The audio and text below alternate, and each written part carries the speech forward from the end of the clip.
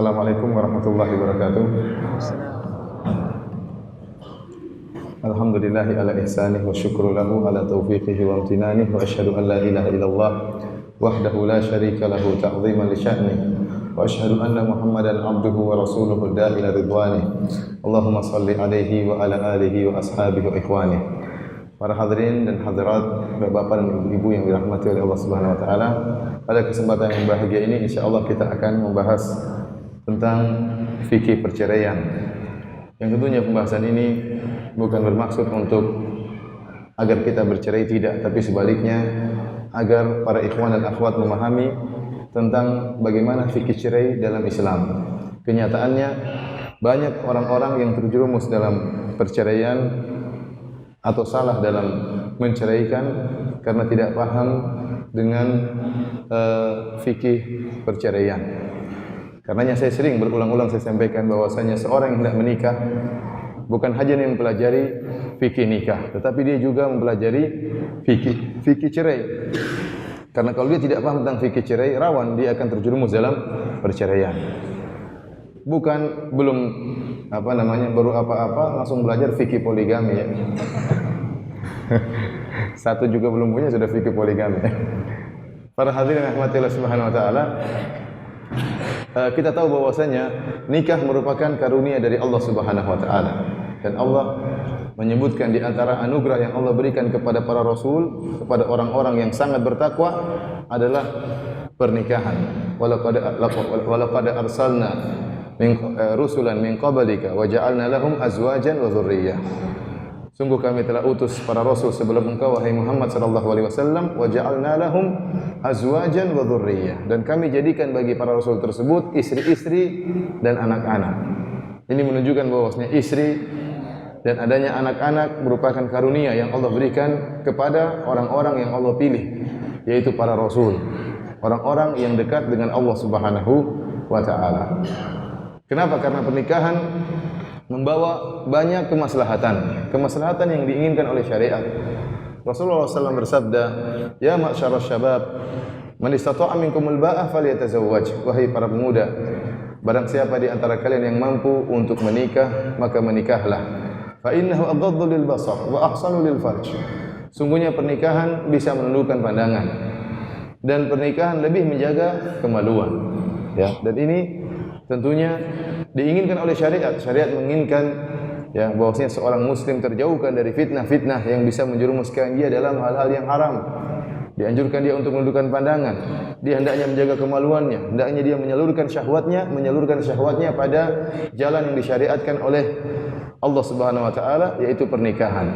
Karena jika tidak ada pernikahan, maka akan terjadi banyak sekali penyakit sosial. Dan di antara tujuan pernikahan untuk mendapatkan dzurriyyah salihah, mendapatkan keturunan yang baik. Yang dalam hadis Rasulullah SAW mengatakan, "Idza mata ibnu Adam inqata 'amaluhu illa min thalath." Jika seorang anak Adam telah meninggal dunia, maka akan terputus seluruh amalannya kecuali 3 perkara. Di antaranya kata Nabi sallallahu alaihi wasallam, "Waladun salihun yad'u lahu." Seorang menikah dengan salah satu tujuannya adalah agar mendapatkan keturunan yang saleh, yang mendoakan dia tatkala dia sudah meninggal dunia, tatkala dia sudah masuk dalam liang lahat, tatkala dia sudah tidak bisa lagi beramal, tidak bisa lagi salat, tidak bisa lagi membayar zakat, tidak bisa lagi puasa, tidak bisa lagi bertasbih. Maka saat itu dia butuh dengan doa dari anaknya yang saleh. Hal yang menunjukkan pernikahan adalah perkara yang sakral adalah bagaimana Musa alaihissalam ya bekerja 8 tahun atau 10 tahun sebagai untuk berkebun atau mengatur sawah, ladang, ya, menggembalakan kambing demi untuk menunaikan mahar istrinya. Sebagaimana Allah sebutkan kisahnya dalam surat Al-Qasas, calon mertuanya mengatakan, "Inni uridu an unkihaka ihda ibnatayya hataini ala an ta'jurani thamaniya hijaj. Fa in atmamta 'ashran famin 'indik." Wahai Musa, sungguhnya aku ingin menikahkan engkau dengan salah seorang putriku dengan syarat kau kerja selama 8 tahun. Kalau kau sempurnakan 10 tahun maka terserah engkau. Ya, maka Nabi Musa pun memenuhi persyaratan tersebut, lantas dia bekerja selama 8 tahun atau 10 tahun. Kata Imam Ibnu Qayyim rahimahullahu taala, kalau nikah bukanlah perkara yang hebat, perkara yang indah, bagaimana Nabi Musa alaihissalam rela bekerja 8 tahun atau 10 tahun untuk memenuhi mahar pernikahan tersebut. Tatkala dia menghabiskan waktunya begitu panjang 8 tahun atau 10 tahun dalam rangka untuk menunaikan mahar pernikahan, ini menunjukkan pernikahan merupakan ibadah yang mulia. Ini menunjukkan pernikahan ibadah yang mulia. Oleh karenanya Allah Subhanahu wa taala juga menamakan tali pernikahan dengan mitsaqan ghalidha. Wa akhadna minkum mitsaqan ghalidha. Dan para istri telah mengambil dari kalian ikatan yang kuat, yaitu tali pernikahan. Maka pernikahan merupakan karunia dari Allah Subhanahu wa taala yang mestinya kita jaga. Para hadirin dan hadirat yang dirahmati oleh Allah Subhanahu wa taala. Namun terkadang keindahan pernikahan, ya, mawaddah dan kasih sayang antara suami istri terkadang tidak diperoleh. Ternyata setelah menjalani pernikahan timbul hal-hal yang tidak diinginkan, terjadi cekcok, terjadi hal-hal yang tidak cocok antara suami dan istri sampai pada tingkatan harus bercerai. Jika dilanjutkan pernikahan tersebut, maka akan menimbulkan banyak kemudaratan. Karenanya Islam, di antara sempurnanya syariat Islam, Islam memiliki syariat cerai. Dan ini merupakan solusi yang terakhir. Solusi yang terakhir tentunya sebagaimana telah dijelaskan dalam banyak pengajian, jika namanya kehidupan rumah tangga pasti ada cekcok, pasti ada hal-hal yang tidak diinginkan, tetapi harus dihadapi dengan berbagai macam tahap. Tahapan cerai adalah tahapan yang terakhir. Ya. Berbeda dengan sebagian agama lain seperti dalam syariat Nasara, mereka tidak mengenal namanya cerai. Dan ini menunjukkan syariat mereka tidak sempurna. Karena kalau seandainya ada sesuatu yang terjadi di antara suami istri yang seandainya dilanjutkan akan menimbulkan kemudaratan baik bagi sang istri maupun bagi sang suami, kemudian terus dipaksakan untuk melakukan pernikahan, maka ini tentunya tidak benar. Oleh karena Islam, di antara kesempurnaan Islam, selain Islam juga ya mensyariatkan adanya pernikahan, juga mensyariatkan adanya perceraian jika itu memang harus dilakukan karena melihat maslahat yang ada. Dan kita tahu bahwasanya iblis ya ingin sekali terjadi perceraian. Ya. Iblis ingin sekali terjadi perceraian.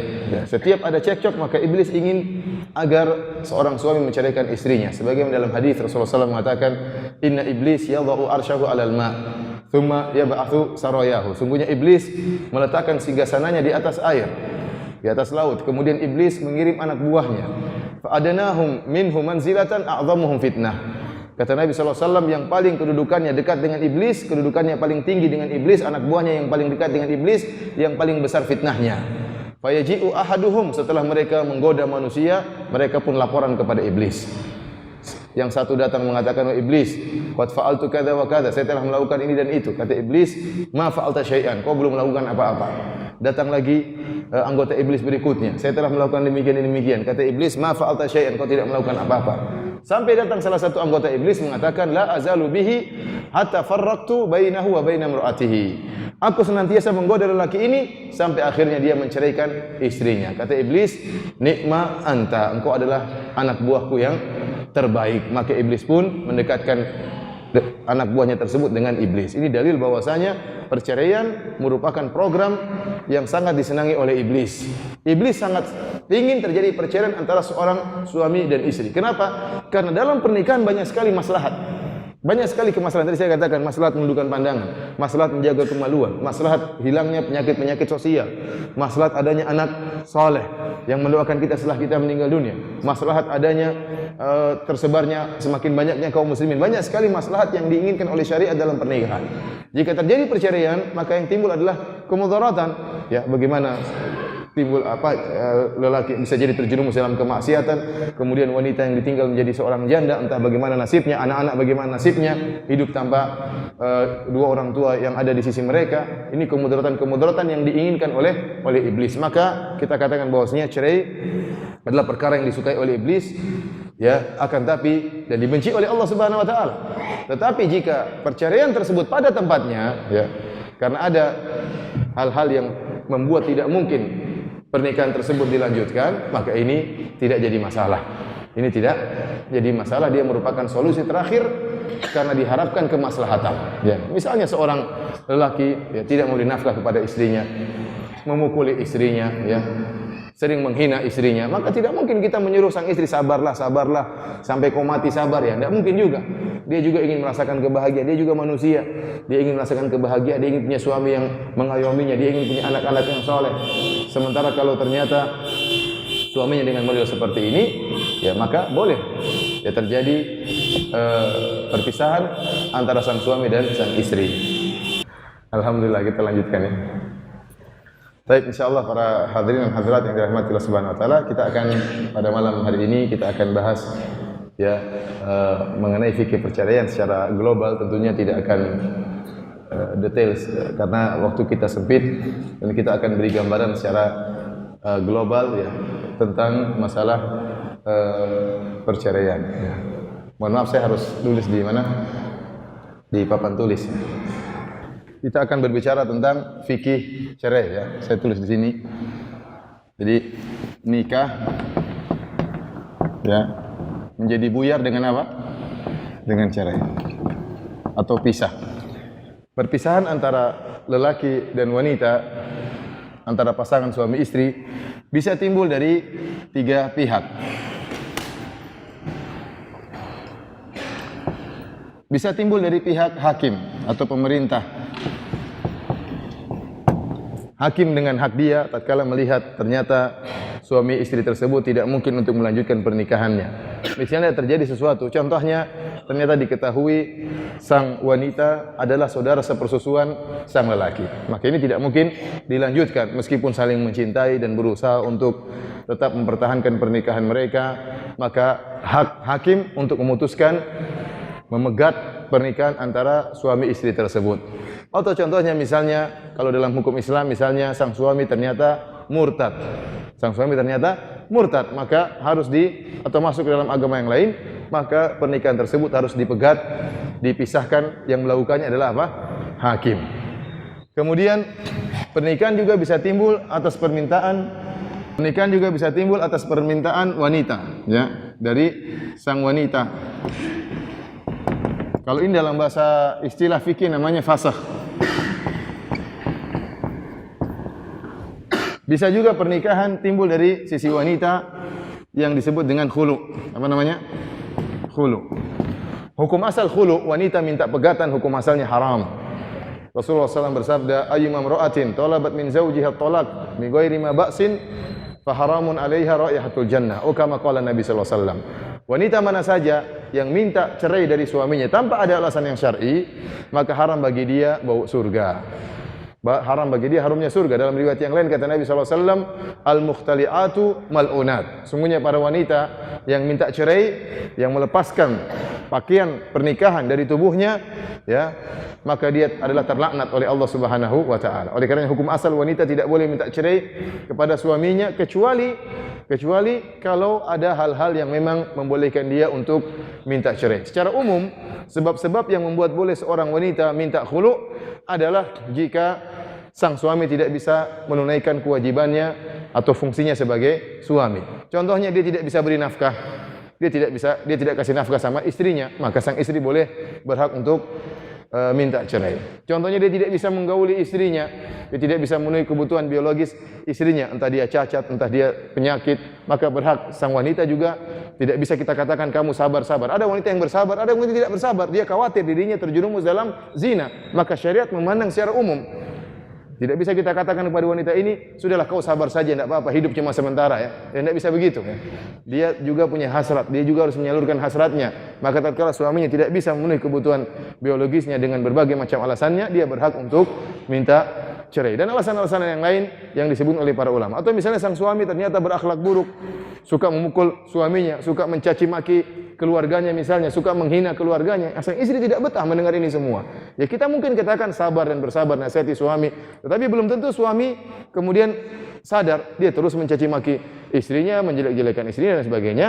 Maka hal ini membolehkan sang istri untuk minta cerai. Jika sang suami buruk dalam sisi akhlak atau buruk dalam agama, ini hak istri untuk minta cerai karena dia ingin punya suami yang sebagai imam dalam rumahnya, sebagai pemimpin yang diharapkan bisa membimbingnya dan membimbing anak-anaknya. Intinya asal hukum dalam khulu adalah haram. Tidak boleh seorang wanita minta khulu kecuali kalau ada sebab yang syar'i. Khulu, ya, ada khilaf di antara para ulama apakah terhitung cerai atau tidak. Namun yang benar khulu bukan cerai. Khulu bukan apa? Khulu itu bukan talak. Bukan cerai. Dia tidak terhitung cerai. Artinya kalau seorang wanita minta pegatan dari suaminya, kemudian terjadi perpisahan, maka ini bukan talak, tidak dihitung talak satu. Ini pendapat yang benar, dia tidak terhitung talak satu, tapi putuslah tali pernikahan tersebut terputuskan. Syaratnya apa? Syaratnya sang wanita harus mengembalikan apa? Mahar kepada suaminya. Sang wanita harus mengembalikan mahar kepada suaminya. Jadi masalah, ya, yang jadi masalah suaminya mengatakan, Ustadz, dia enak saja minta khulu, sementara mahar saya cuma seperangkat alat sholat. Apa fungsinya saya dikembalikan seperangkat alat sholat? Ambil aja. Ya, cuma mau kena sama Al-Quran mungkin, sama biji tasbih mungkin. Buat apa? Ambil aja gitu. Saya sudah rugi nikah sama dia. Enak saja dia minta khulu, harus kembalikan kerugian saya. Ya. Ini kembali kepada hakim. Boleh seorang lelaki tatkala diminta khulu, terutama kalau ternyata kesalahan kembali kepada sang istri, ya, maka sang suami boleh meminta kerugian misalnya, ya. Dan ini yang memperkirakan adalah hakim. Ini urusan hakim. Jadi khulu jatuh di tangan apa? Di tangan hakim. Jika seorang wanita telah minta khulu dan hakim memisahkan pernikahan tersebut, maka dia memiliki masa iddah 1 kali haid. Iddahnya berapa? 1 kali haid. Taib. Sekarang cerai yang kita akan bahas pada pertemuan kita adalah cerai yang timbul dari pihak lelaki, yang disebut dengan talak. Disebut dengan apa? Talak. Ini akan kita bahas. Cerai yang menjatuhkannya adalah lelaki. Yang menjatuhkan adalah pihak suami menceraikan istrinya. Para hadirin dan hadirat yang dirahmati oleh Allah Subhanahu wa taala. Masalah cerai adalah masalah yang sakral. Sampai-sampai Allah Subhanahu wa taala menurunkan surat yang dinamakan dengan surat At-Talaq. Ya atau tidak? Dalam Al-Qur'an ada surat namanya surat cerai. Dalam Al-Qur'an tidak ada surat nikah, tidak ada. Yang ada apa surat? Surat cerai. Surat cerai, ya. Allah Subhanahu wa taala berfirman dalam Al-Qur'an, "Ya ayyuhan nabi, idza talaqtumun nisaa fatalliquhunna liiddatihinna wa ahsul iddah." Wahai nabi, jika kalian, ya, menceraikan wanita, ya, fatalliquhunna liiddatihinna, maka ceraikanlah wanita-wanita tersebut atau ceraikanlah istrimu sesuai dengan iddahnya, sesuai dengan waktu yang benar. Tidak boleh sembarang cerai. Wa ahsul iddah, setelah kau ceraikan maka hitunglah masa iddahnya. La tukhrijuhunna min buyutihinna wa la yakhrujuna illa ayatina bi fahishatin mubayyinah. Kata Allah, jangan kau usir para wanita dari rumah mereka dan jangan mula mereka keluar dari rumah mereka. Perhatikan di sini. Allah melarang seorang laki begitu pingin cerai langsung ceraikan. Tidak. Kata Allah, fatalliquhunna liiddatihinna. Kalau mau cerai harus lihat waktu, enggak sembarang mencerai. Islam mengajarkan seorang lagi kalau hendak menceraikan maka pikir panjang terlebih dahulu. Jangan begitu emosi langsung apa? Cerai. Langsung emosi langsung cerai. Ini tidak diajarkan dalam Islam.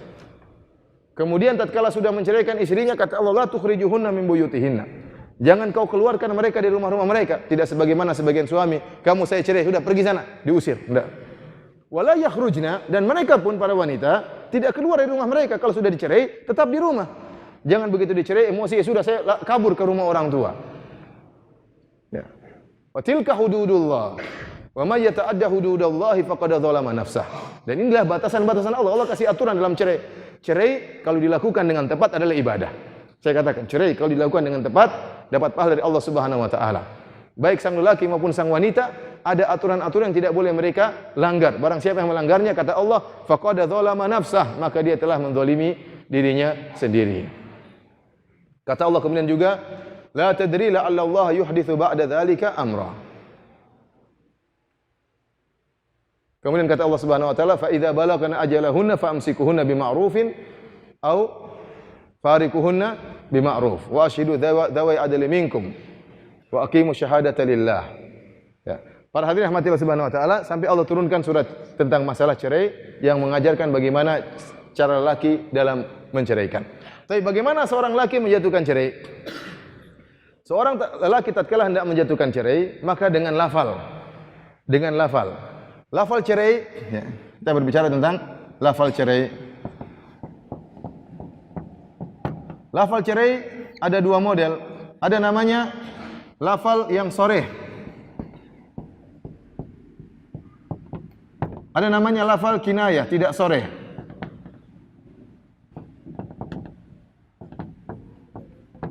Lafal yang soreh yang disepakati oleh para ulama adalah lafal tolak. Saya tolak kamu, talak. Atau dalam bahasa kita apa?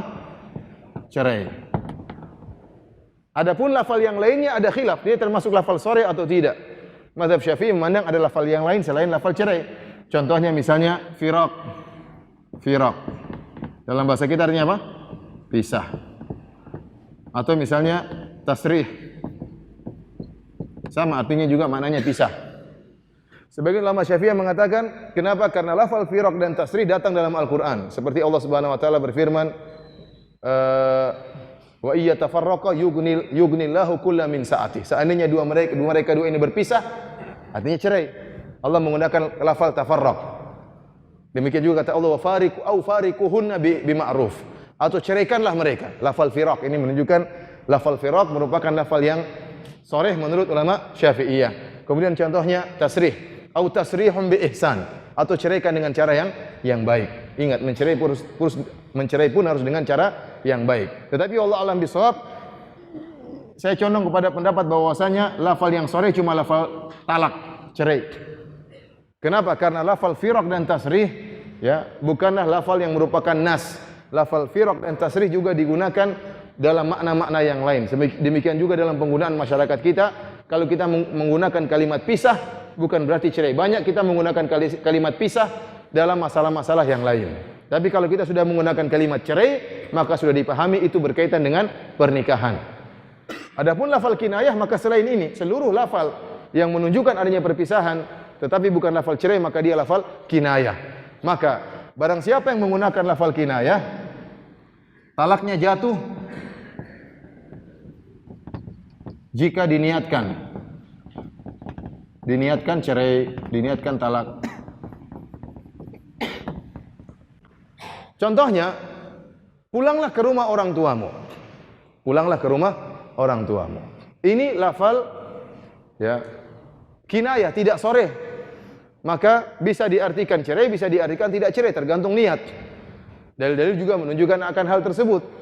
Contohnya, tatkala Rasulullah SAW menikah dengan Ibnatul Jawn, lama udkhilat Ibnatul Jawn ala Rasulillah sallallahu alaihi wasallam, wadana minha, tatkala Ibnatul Jawn, seorang wanita didekatkan dengan Nabi setelah dinikahi, kemudian dekat dengan Nabi, tiba-tiba wanita ini berkata, a'udzubillahi minka, aku berlindung kepada engkau, aku berlindung kepada Allah dari engkau. Maka Rasulullah SAW tatkala mendengar perkataan Ibnatul Jawn, Rasulullah SAW mengatakan, laqad udzi bi azimin, ilhaqi bi ahlik. Sungguh kau telah berlindung dengan zat yang maha agung. Maka kata Rasulullah SAW, pulanglah ke rumah orang tuamu. Maksud Nabi adalah cerai. Lafalnya pulanglah ke rumah orang tuamu, namun maksud Nabi adalah cerai. Contohnya lagi tatkala kisah dalam Sahih Bukhari, dalam kisah yang panjang, tatkala Ibrahim alaihissalam menyuruh Ismail menceraikan istrinya, istri pertamanya. Maka Ismail alaihissalam tatkala menceraikan istrinya, dia mengatakan ilhaqi bi ahlik, pulanglah ke rumah orang tuamu, namun niatnya adalah untuk menceraikan, maka jatuh cerai tersebut. Adapun kalau niatnya tidak menceraikan, hanya menakut-nakuti, sebagaimana dilakukan oleh sebagian kita, ya. Hanya untuk apa? Menakut-nakuti, meskipun terkadang istri pun tidak takut, ya. Maka tidak jatuh cerai. Dalilnya tentang kisah Ka'ab bin Malik radhiyallahu taala anhu, dalam kisah yang panjang, kisah Allah menerima tobatnya. Dia setelah dihajar oleh Rasulullah dan para sahabatnya setelah 40 hari, maka Rasulullah SAW setelah menghajarnya 40 hari diboikot, tidak diajak ngomong, tidak disalami. Rasulullah SAW mengirim utusan. Maka datanglah utusan Rasulullah SAW menemui Ka'ab bin Malik dan mengatakan, ini Rasulillah, sungguhnya aku adalah utusan Rasulullah. Wa qad amaraka an ta'tazila imra'atak, dan Rasulullah telah memerintahkan engkau untuk kau jauhkan istrimu. Maka Ka'ab bin Malik berkata, utallikuha amadza af'al, saya cerai dia atau apa yang harus saya lakukan? Kata utusan Rasulullah SAW, jauhi dia, wala taqrabha, jangan kau dekati istrimu. Maka Ka'ab bin Malik berkata kepada istrinya, ilhaqi bi ahlik, pulanglah ke rumah orang tuamu. Namun ucapan ini tidak jatuh cerai karena dia memang tidak niatkan untuk cerai. Oleh karenanya banyak lafal kinayah yang jika diungkapkan seorang suami terhadap istri, kalau diniatkan cerai maka jatuh cerai. Namun kalau tidak diniatkan cerai, tidak jatuh cerai. Yang tahu adalah Allah Subhanahu wa taala. Oleh karena dalam masalah cerai Allah berfirman dalam surat Talaq, kata Allah, "Wattaqullaha rabbakum." Ya ayyuhalladzina amanu idza talaqtumun nisaa fatalliquhunna liiddatihinna wahsul iddah wattaqullaha rabbakum. Wahai Nabi, jika kalian menceraikan istri-istri kalian, maka ceraikanlah pada waktu yang tepat dan hitunglah iddahnya. Wattaqullaha rabbakum, dan bertakwalah kepada Rabb kalian, karena masalah cerai butuh ketakwaan. Masalah cerai juga butuh apa? Takwa. Kalau orang tidak punya takwa, dia cerainya ngawur, atau dia sudah cerai dia pura-pura tidak menceraikan. Contoh lafal kinayah, kita tidak bisa serumah lagi. Kita harus pisah ranjang. Ini contoh-contoh apa? Kinayah. Atap ini tidak mampu membuat kita berdua. Rumah harus dibelah misalnya. Ini semua lafal-lafal kinayah ya. Yang menunjukkan ingin adanya kalimat pisah. Semua makna yang menunjukkan kalimat pisah selama bukan lafal cerai, maka itu adalah lafal kinayah. Dia hukumnya jatuh kalau niat kita tatkala mengucapkannya adalah cerai, untuk menceraikan dia. Yang Maha tahu hanyalah Allah Subhanahu wa taala. Yang tidak tahu. Yang tahu hanyalah siapa? Allah Subhanahu wa taala. Maka butuh ketakwaan bagi seorang tatkala menjatuhkan cerai, dan jangan sembarang dia mengucapkan lafal cerai. Para hadirin dan hadirat yang dirahmati oleh Allah Subhanahu wa taala, para suami dan para istri-istri yang dirahmati oleh Allah Subhanahu wa taala, maka inilah bagaimana seorang suami untuk menjatuhkan cerai, maka dengan menggunakan lafal sharih atau lafal kinayah. Kalau lafal kinayah maka harus diniatkan. Kalau tidak diniatkan maka tidak jatuh cerai. Paham sampai di sini? Baik, kita lanjutkan. Bagaimana kalau sang suami menceraikan dalam keadaan marah? Sudah habis? Dorong lagi ke sana.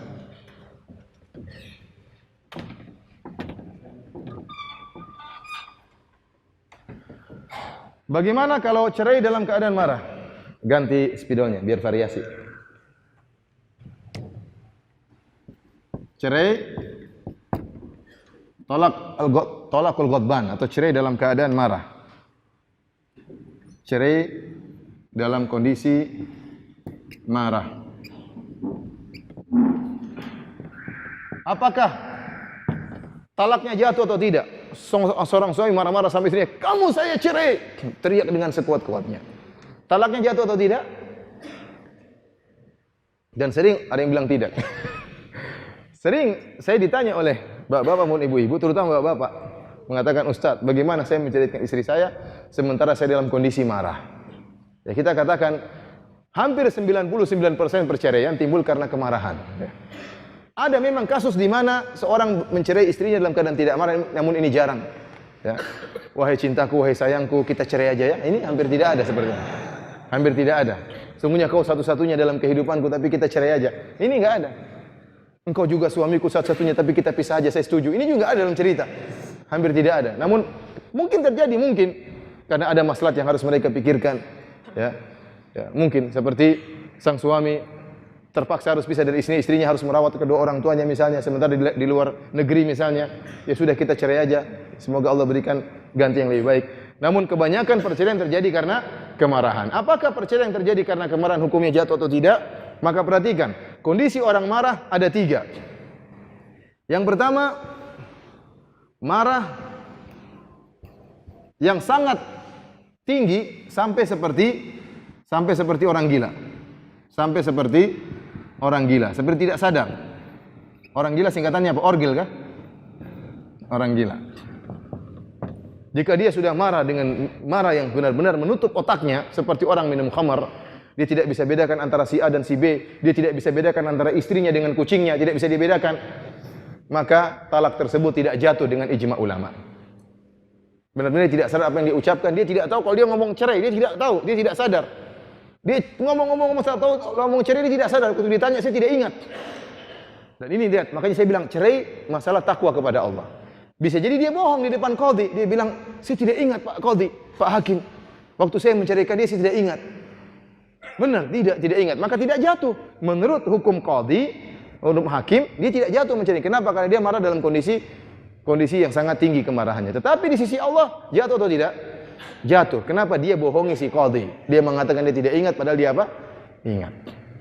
Baik, kalau seorang di puncak kemarahan sehingga lupa apa yang dia ucapkan, dia tidak sadar, maka seperti ini ijma ulama tidak jatuh. Ini tidak apa? Tidak jatuh.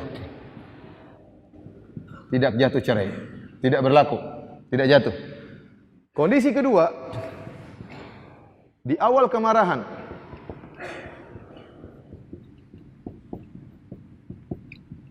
masih sangat sadar, maka ini jatuh. Contohnya, seorang suami marah sama istrinya. Dia panggil istrinya, dia mau jatuhkan cerai, dia panggil, sini istriku, sayangku, sini. Ini kau telah berbuat banyak kesalahan. Ada 40 kesalahan yang kau lakukan. Pertama, kau kemarin bentak ibuku. Yang kedua, kemarin kau nyuri uangku. Yang ketiga, sampai 40. Dengan demikian kesimpulannya setelah pertimbangan dan macam-macamnya, saya jatuhkan cerai. Ini sepakat ulama, jatuh cerai. Kenapa? Dia dalam kondisi marah tapi sedikit. Masih di awal apa? Kemarahan. Dia menyebutkan kesalahan-kesalahan tersebut, ada sisi emosi, namun dia sangat sadar. Dan dia sangat bisa mengkontrol pikirannya. Maka ini dengan ijma ulama, perceraian seperti ini hukumnya apa? Jatuh. Model yang ketiga khilaf. Yaitu dia sangat marah.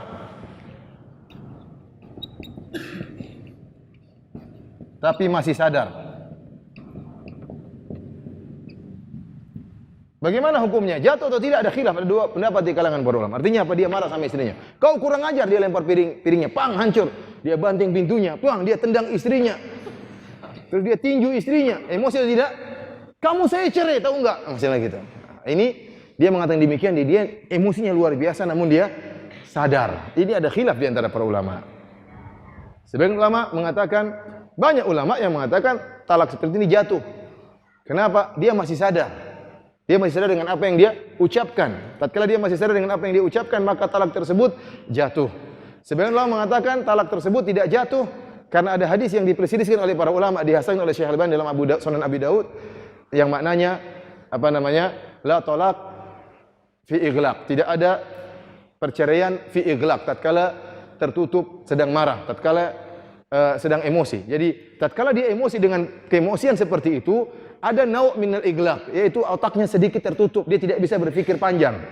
Sehingga dia emosi, sehingga dia menjatuhkan talak. Sebagian ulama mengatakan tidak jatuh, ini pendapat Ibnu Qayyim rahimahullahu taala. Wallahu a'lam bishawab, saya tidak tahu, tapi saya katakan hati-hati ya. Hati-hati karena banyak ulama yang mengatakan tetap jatuh. Cerai yang seperti ini, kenapa dia masih sadar dan talaknya orang yang sadar, hukumnya jatuh talak tersebut. Tapi para hadirin rahmatillah subhanahu wa taala, kalau sudah saya mau hapus. Sudah dipahami? Sudah dihafal lafal-lafal cerai? Jangan dihafal, awas.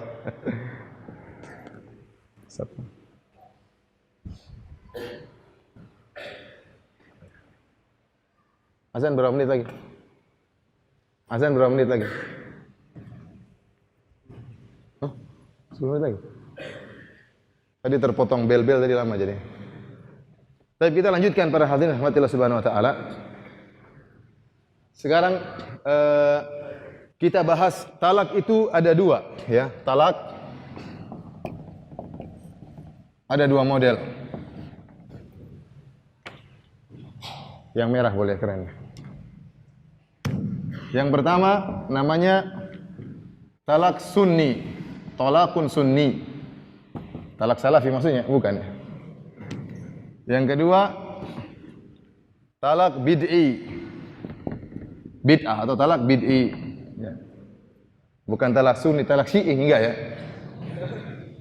Ini istilah khusus, antum jangan salah paham. Jangan antum menyangka talak sunnah, talak bid'ah berarti ini talak ahlul sunnah, ini talak ahlul bid'ah, enggak. Ini istilah yang dibuat oleh para ulama ya dalam buku-buku fikih mereka. Maksudnya talak sunni adalah talak yang benar, talak yang halal. Adapun talak bid'ah artinya talak yang haram. Jadi sunnah maksudnya apa? Yang halal atau benar.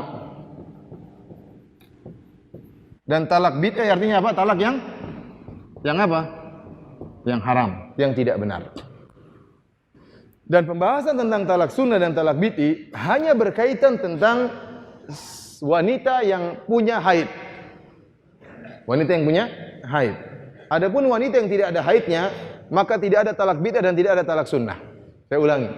Talak yang berkaitan dengan talak bid'ah dan talak sunnah itu hanya berkaitan dengan wanita yang ada haidnya, yang dia masih haid. Adapun kalau tidak punya haid, maka tidak ada talak bid'ah dan tidak ada talak sunnah dari sisi ini. Allah berfirman tentang para wanita. Nanti kita akan bahas tentang para wanita, tentang masa iddah mereka. Allah Subhanahu wa taala berfirman tentang para wanita yang punya haid, tentang iddah mereka, kata Allah Subhanahu wa taala, wal mutallaqatu yatarabbasna bi anfusihinna thalathata quru. Sungguhnya para wanita ya yang diceraikan maka mereka menanti di masa penantian, di masa iddah 3 quru. Al-quru dalam bahasa Arab bisa artinya haid dan bisa artinya suci. Namun kalau kita lihat dalil-dalil menunjukkan yang dimaksud dengan quru, al-quru adalah haid. Jadi para wanita yang diceraikan oleh suami mereka maka mereka menunggu selama 3 kali haid. 3 kali haid. 3 kali haid itu haid pertama lewat, haid kedua lewat, haid ketiga lewat, maka sudah selesai masa iddah. Baik, maka saya katakan tadi talak berkaitan dengan apa? Berkaitan dengan wanita yang ada haidnya.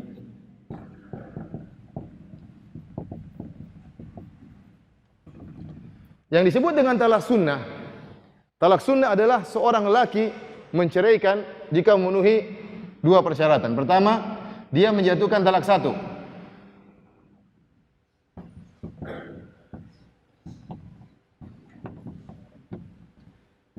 Talak 1. Yang kedua, dia menceraikannya, talak dijatuhkan tatkala sang wanita suci dan belum digauli.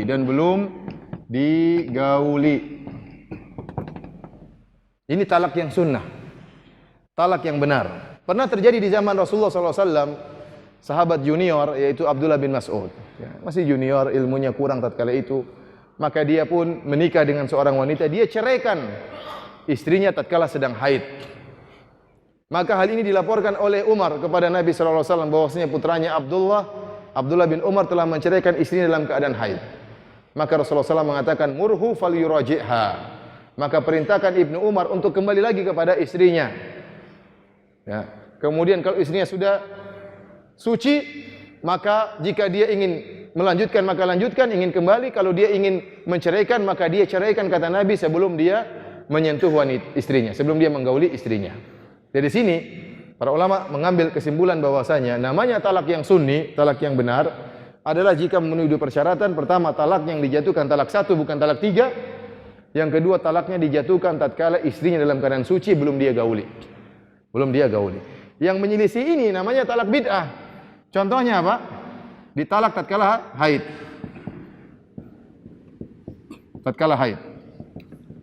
Para ulama khilaf, apakah seorang suami tatkala menjatuhkan talak kepada istrinya sedang haid, talaknya jatuh atau tidak? Ada khilaf di antara para ulama. Jumhur ulama 4 mazhab mengatakan talaknya jatuh. Ibnu Taimiyah rahimahullah mengatakan tidak jatuh. Ini di antara sebab kenapa Ibnu Taimiyah dipenjara. Gara-gara dia berfatwa dengan fatwa yang menyelisih 4 mazhab. Dia mengatakan bahwasanya orang yang menjatuhkan talak kepada wanita haid tidak jatuh talak, tidak terhitung. Adapun 4 mazhab mengatakan talaknya jatuh. Dia berdosa tatkala mentalak istri dalam keadaan haid, dia berdosa, dia melanggar perintah Allah Subhanahu wa taala. Dia melanggar perintah Rasulullah sallallahu alaihi wasallam, namun talaknya jatuh. Ini pendapat yang kuat, pendapat jumhur ulama 4 mazhab bahwasanya orang yang menjatuhkan talak pada istri dalam keadaan haid, talaknya dia berdosa, dan kedua talaknya jatuh. Kemudian yang kedua, ini talak bid'ah, keliru. Yang kedua, dia mentalak istrinya. Para ulama mengatakan Kenapa talak dalam keadaan haid ini bid'ah? Mereka mengatakan karena hal ini merugikan sang wanita. Sekarang, ini contohnya, ini haid. Haid warna merah ya. Ini haid. Kemudian ini suci, panjang. Haid berapa hari? 7 hari. Macam-macam. Ada yang wanita 7 hari, ada 8 hari. Ada yang musibah 10 hari. Ya. Harus sabar suaminya ya. Ini suci lagi. Ini haid lagi. Ini suci lagi. Paham? Seandainya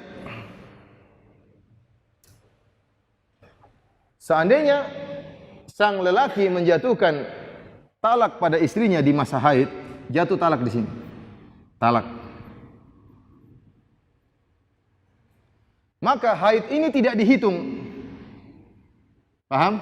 Ini tidak dihitung. Kapan mulai haid dihitung? Sejak haid yang ini. Paham atau tidak?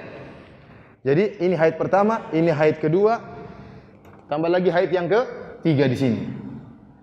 Kalau dia sudah bersih dari haid yang ketiga, maka selesai masa iddahnya. Seandainya apa? Seorang laki menceraikan istrinya, talak 3 misalnya. Kapan dia boleh menikah lagi sama laki lain? Harus tunggu haidnya, masa iddahnya selesai. Gara-gara diceraikan di masa haid, maka tambah lagi masa menunggunya kira-kira sebulan. Gara-gara dia menjatuhkan talak di masa haid. Paham atau tidak? Jujur, yang paham angkat tangan. Cuma sedikit ya. Belum pengalaman cerai, alhamdulillah. Saya ulangi. Ini yang ada bengong-bengong kayaknya. Yang biasanya yang muda-muda yang 17 tahun ke bawah lebih serius biasanya. Saya ulang ya. Saya bilang masa iddah adalah masa menanti. Masa menanti nanti akan kita bahas setelah ini. Tapi ini sekedar gambaran seorang wanita kalau dicerai ada masa iddah namanya, masa iddah. Kalau masa iddah belum selesai maka sang suami boleh balik. Boleh rujuk tanpa persetujuan istrinya. Tetapi kalau masa iddah sudah selesai, si istri boleh nikah sama lelaki lain. Taruhlah wanita ini dijatuhkan talak 3 tatkala di masa haid. Seharusnya masa iddahnya 3 apa? 3 kali haid. 1, 2, 3. Kalau seandainya dia jatuhkan cerai pada sesuai dengan sunnah, dia jatuhkan cerai di sini menjelang haidnya, maka haidnya ini dihitung 1, 2, 3. Jaraknya cuma sedikit. Di ujung ini sudah selesai masa haidnya. Tetapi kalau dia jatuhkan talak di sini, maka haid ini tidak dihitung. Sehingga ini pun lewat, masa suci selama 3 minggu lewat, memperpanjang masa iddahnya. Jadi masa iddahnya jadi panjang, paham atau tidak? Ini masa iddah yang benar, sunni. Ini masa iddah apa? Bid'ah. Syariat memperhatikan kemaslahatan wanita. Maka kalau masa iddahnya panjang, kasihan dia menunggu kapan dia mau menikah, semakin sulit. Apalagi kalau orang ditalak 3 tidak ditanggung nafkahnya. Paham para hadirin yang dirahmati Allah Subhanahu wa taala? Kalau sudah waktu masuk sudah. Nanti kita lanjutkan ya.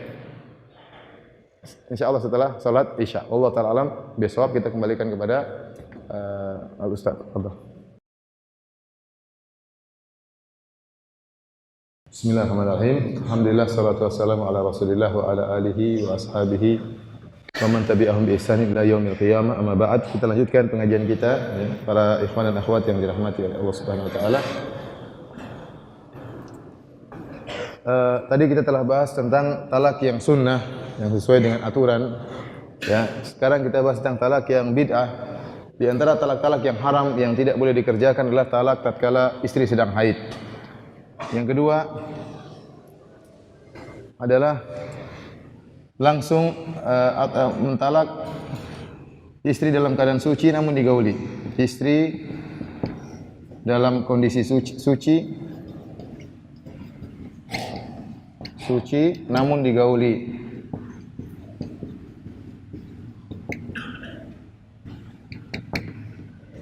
Sebagian ulama menjelaskan kenapa mentalak istri setelah yang sunnah adalah istri suci baru kemudian ditalak sebelum digauli.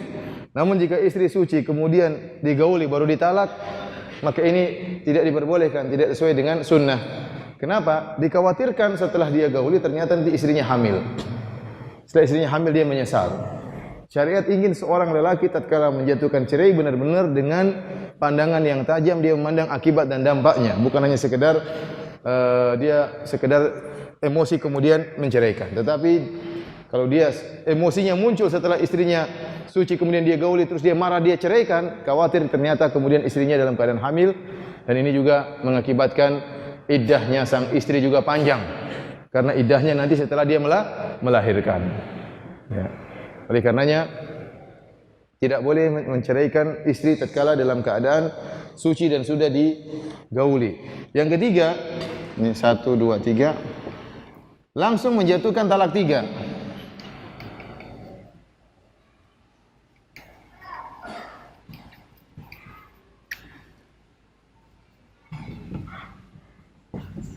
Ini musibah.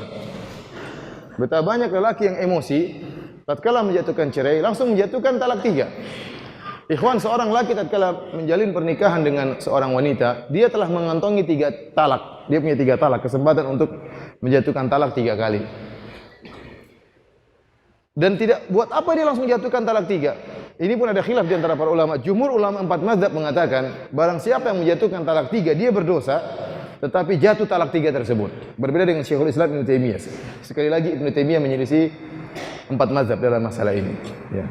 Kita mengatakan Ibnu Taimiyah tidak maksum, ya. Kalau ada dalil kita ikut dalil, kalau enggak maka kita menyelisih pendapat beliau rahimahullahu taala. Pendapat mazhab bahwasanya talak 3 jatuh 3 meskipun sang lelaki salah. Kenapa dikatakan ini talak bid'ah? Kenapa? Karena intinya kita ingin menceraikan istri kita. Kalau kita bisa menceraikan dia dengan 1 talak, ngapain kita jatuhkan 3? Ibaratnya seorang ingin beli bakso, dia punya uang 30.000. Dia tanya sama penjual bakso, ini bakso berapa harganya? Oh 10.000, ya udah saya langsung bayar 30.000. Dia buat apa? Ente bayar 10.000 sudah cukup ente bisa makan bakso. Kalau ingin makan bakso lain kali ya beli lagi lain kali. Kenapa langsung harus bayar berapa? 30.000. Uang 10.000 sudah dapat bakso. Sama dengan seorang mentalak. Ngapain dia langsung jatuhkan talak 3? Uang jatuhkan talak 1 sudah cukup. Wanita ini sudah kamu talak. Maka banyak orang yang menyesali hal ini. Betapa banyak orang yang menjatuhkan talak 3 kemudian dia menyesal. Kenapa dia tidak bisa lagi kembali kepada istrinya? Kita tahu bahwasanya syarat seorang yang menjatuhkan talak 3, kalau dia mau kembali lagi kepada istrinya, maka istrinya harus hatta tankiha zaujan ghairah. Ya. Sampai dia menikahi lelaki yang lain. Kalau lelaki yang lain menikahi dia, istri yang sudah diceraikan talak 3 sudah dinikahi, kemudian digauli, kemudian dicerai, baru dia boleh kembali lagi. Tapi kalau cuma dinikahi tidak digauli, maka tidak boleh dia kembali. Hatta tadzuki usailatahu, kemana kata Nabi sallallahu alaihi wasallam, wa yadzuqa usailataki. Tidak boleh sampai kau berhubungan dengan dia, kata Nabi sallallahu alaihi wasallam terhadap seorang wanita yang ingin kembali kepada suami pertamanya. Kata Rasulullah SAW, dia harus nikah sama laki lain sampai laki tersebut merasakan berhubungan dengan wanita ini, diceraikan baru bisa kembali kepada suami yang pertama. Dan ini berat. Ya. Oleh karenanya betapa banyak, saya sendiri mendapati beberapa kasus kasihan. Ya, suami sudah terlanjur menjatuhkan talak 3 sama istrinya, sementara istrinya masih saling mencintai. Istrinya masih cinta, suami juga masih cinta, tetapi sudah terlanjur jatuh talak 3, tidak bisa kembali lagi. Yang menjadi korban kasihan anak-anak. Sampai-sampai syariat mengharamkan orang yang sengaja menjadi pahlawan dalam hal ini, pahlawan yang tidak pada tempatnya. Dia ingin mengembalikan 2 orang ini, maka dia pura-pura menikah dalam rangka untuk dicerai. Ya, ini tidak diperbolehkan. Apalagi kalau ternyata sang suami pertama menyewa lelaki. Saya sewa kamu, ingat kau nikah istri saya, jangan kau sentuh ya, hati-hati ya. Kalau kau sudah nikahi 3 hari, keluar kau cerai biar saya masuk. Ini diharamkan, dilaknat. Ya, Allah melaknat apa? Al-muhallil wal muhallal lahu. Allah menghalalkan, Allah melaknat orang yang menjadi pahlawan kesiangan ini sama yang menyewa pahlawan tersebut. Dalam istilah syariat disebut dengan tais al-musta'ar, yaitu kambing sewaan. Ya. Orang ini disebut dengan apa? Kambing sewaan. Karena dia sekedar disewa untuk sekedar menikah sementara, untuk menggauli istrinya, kemudian untuk dicerai. Dua-duanya terlaknat antara kambing sewaan ini dengan yang menyewa kambing tersebut. Oleh karena saya katakan, pernah terjadi di zaman Ibnu Abbas kalau nggak salah, ada seorang yang melaporkan kejadian ini tentang seorang yang terjatuh. Kalau tidak salah dia melaporkan tentang pamannya. Dia mengatakan, ya Ibnu Abbas, bolehkah saya menikahi istri paman saya agar dia bisa halal kembali kepada paman saya? Maka Ibnu Abbas melarang. Ya. Ibnu Abbas mengatakan dia lam yattaqi rabbahu.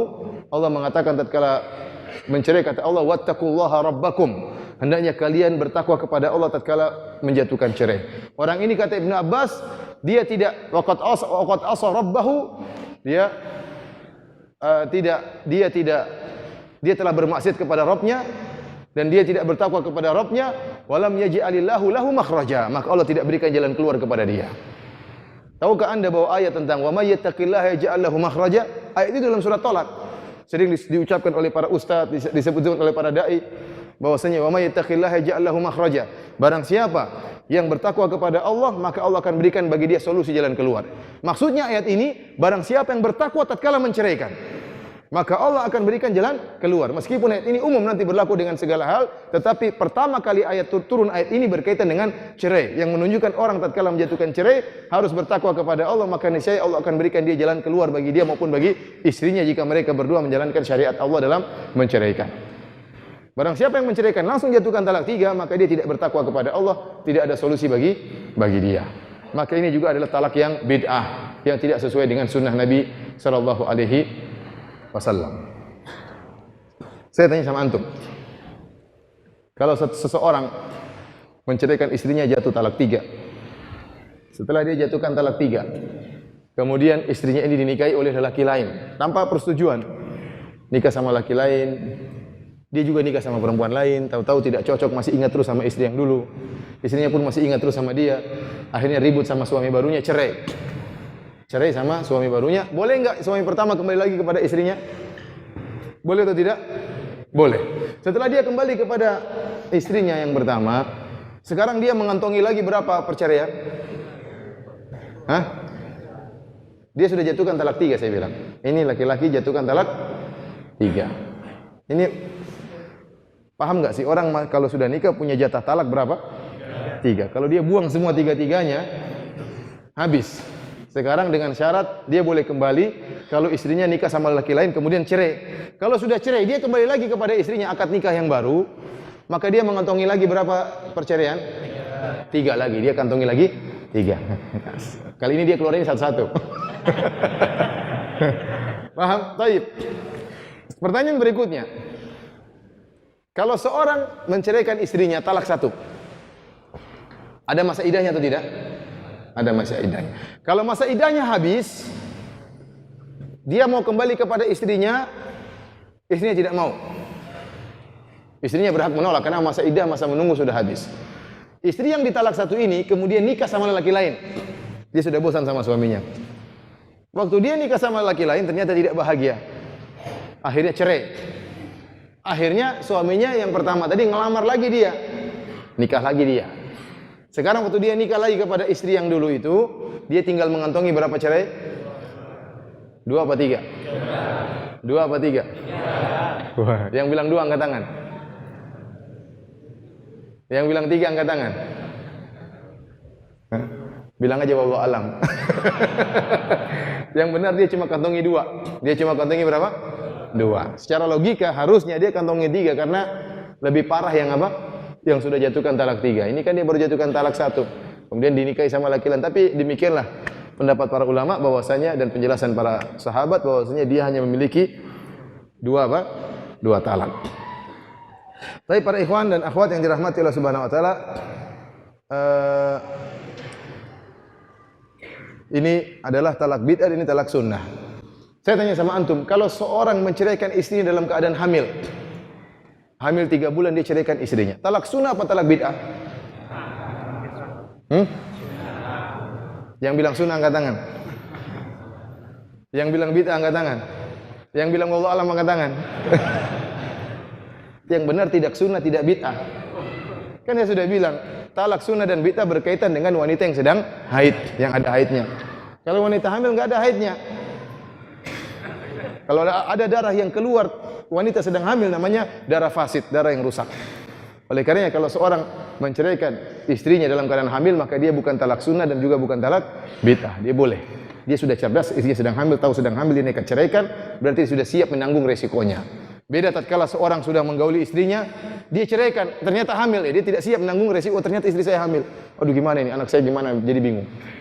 Oleh karena para hadirin rahmatillah subhanahu wa ta'ala, ini talak sunnah, talak bid'ah. Kalau sudah saya menghapus. Sudah paham? Baik.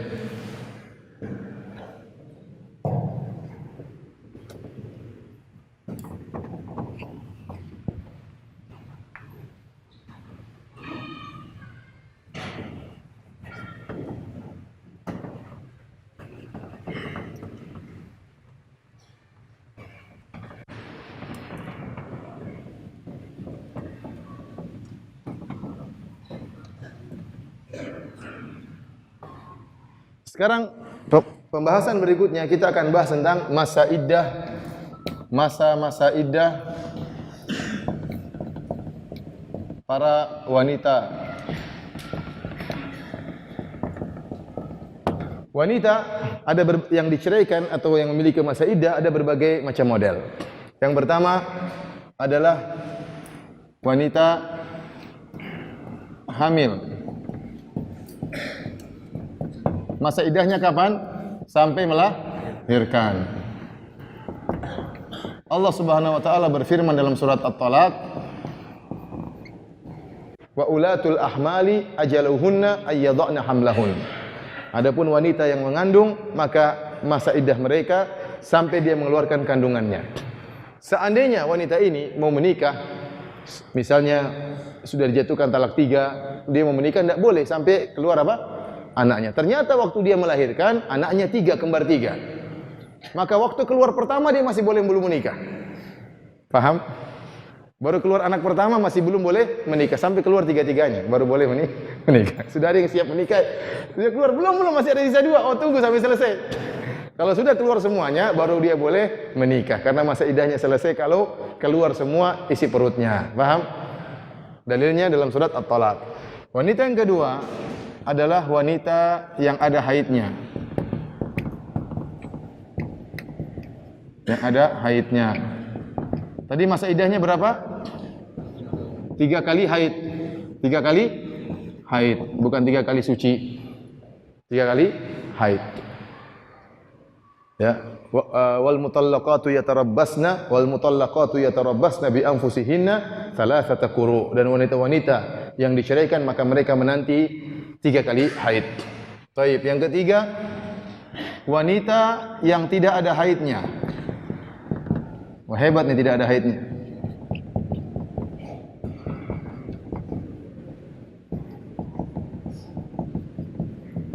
Ada 2 model wanita yang tidak ada haidnya, yaitu apa? Pertama, wanita yang belum balik. Boleh enggak menikah dengan wanita berumur 6 tahun? Boleh. Rasulullah SAW menikah dengan Aisyah berumur berapa? 6 tahun. Tapi tinggal serumah dengan Nabi setelah Aisyah berumur 9 tahun. Pertama, wanita yang belum balik, ini tidak ada haidnya. Yang kedua, ya, tahu kan wanita balik dengan apa? Dengan haid, ya. Kalau anak-anak lelaki baliknya bagaimana? Hah? Bagaimana? Ya entah mimpi, entah berumur 15 tahun atau telah keluar bulu-bulu di sekitar kemaluannya. Saya tanya anak saya, Abdul Muhsin balik enggak? Kata dia, balik. Baik, kita lanjutkan. Yang kedua, wanita yang menopause. Tulisannya gimana? Menopause.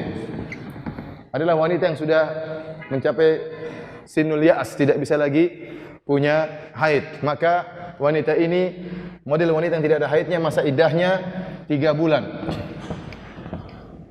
3 bulan. Allah Subhanahu wa taala berfirman, gimana? Wallahi ya'isna minal mahidhi in irtabtum fa iddatuhunna 3 ashhuri wallahi lam yahidhan. Bahwasanya para wanita yang telah mencapai masa menopause maka masa iddahnya 3 bulan, demikian juga wanita yang belum balik. Sekarang saya tanya sama antum, kalau ternyata dia dicerai pada tanggal 1 Januari, kapan masa iddahnya selesai? Tanggal berapa?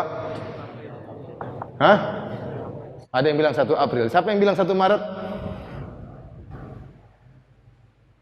Saya bilang 1 Maret, yang bilang 1 April angkat tangan. Jangan ragu-ragu, begini, angkat begini. Yang bilang 1 April angkat tangan. Masya Allah. Yang bilang 1 Mei angkat tangan. Yang bilang 30 Februari angkat tangan. 30 Maret angkat tangan. Hah? Apa? Berapa? Apa? 30 Maret insya Allah.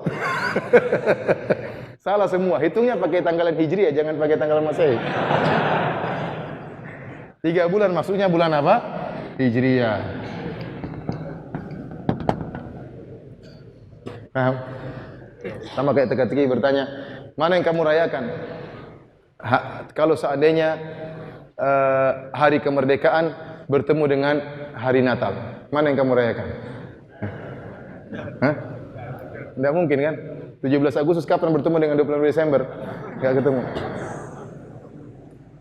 Baik, ini yang ketiga. Yang keempat, jadi masa iddahnya berapa? 3 bulan. Yang keempat, wanita yang suaminya meninggal. Suaminya meninggal, ditinggal suaminya, atau wa ma fi hukmihi. Maka masa iddahnya 4 bulan 10 hari. Berapa? 4 bulan 10 hari. 4 bulan 10 hari. Allah Subhanahu wa taala berfirman, "Walladzina yutawaffawna minkum wa yadharuna azwajan yatarabbasna bi anfusihinna arba'ata asyhuri wa asyra." Dan para lelaki yang meninggal di antara kalian dan mereka meninggalkan janda-janda, maka masa menunggu mereka adalah 4 bulan 10 hari. Ini masa iddah yang cukup panjang, 4 bulan 10 hari. Dan tentunya ada hukum-hukum yang berlaku bagi wanita yang ditinggal oleh suaminya. Ya. Masa iddahnya kapan dihitung? Dihitung sejak meninggal suaminya.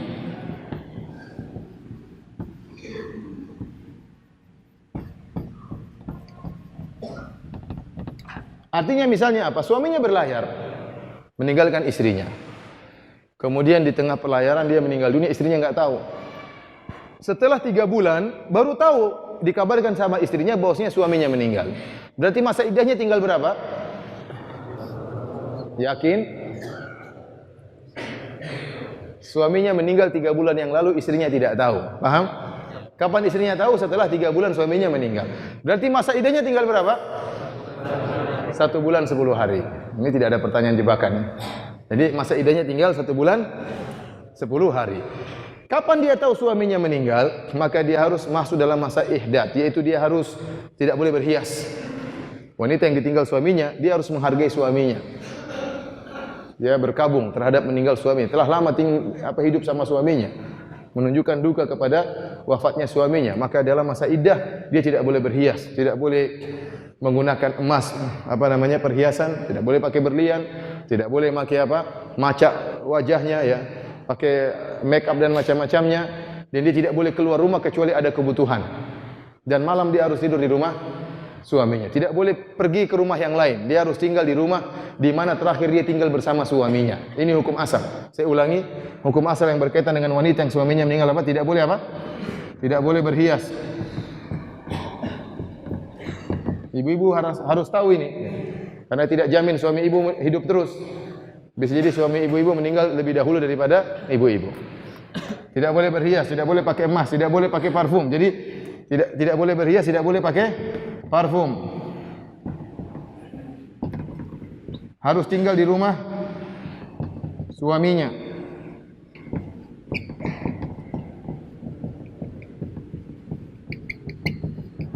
Dan yang penting tidak boleh keluar rumah.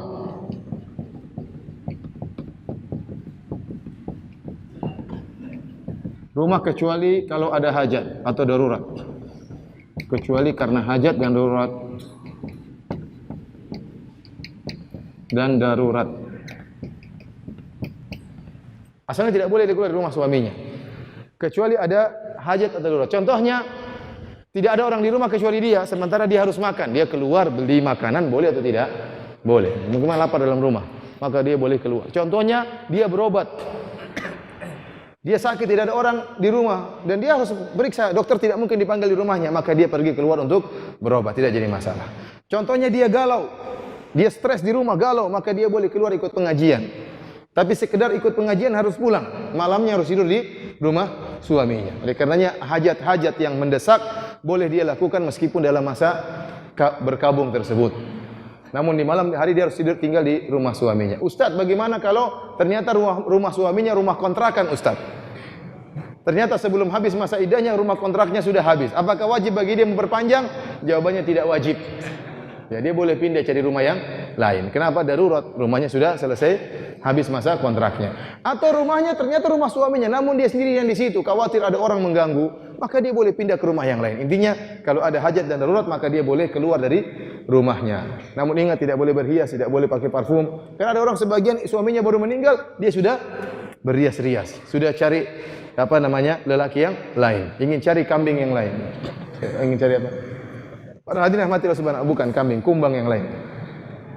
Baik, yang kelima, Adapun pernyataan orang barang siapa yang istrinya sudah suaminya meninggal maka tidak boleh lihat rembulan, tidak boleh ini, tidak boleh keluar di halaman rumah, ini tidak benar, ini khurafat. Yang kelima,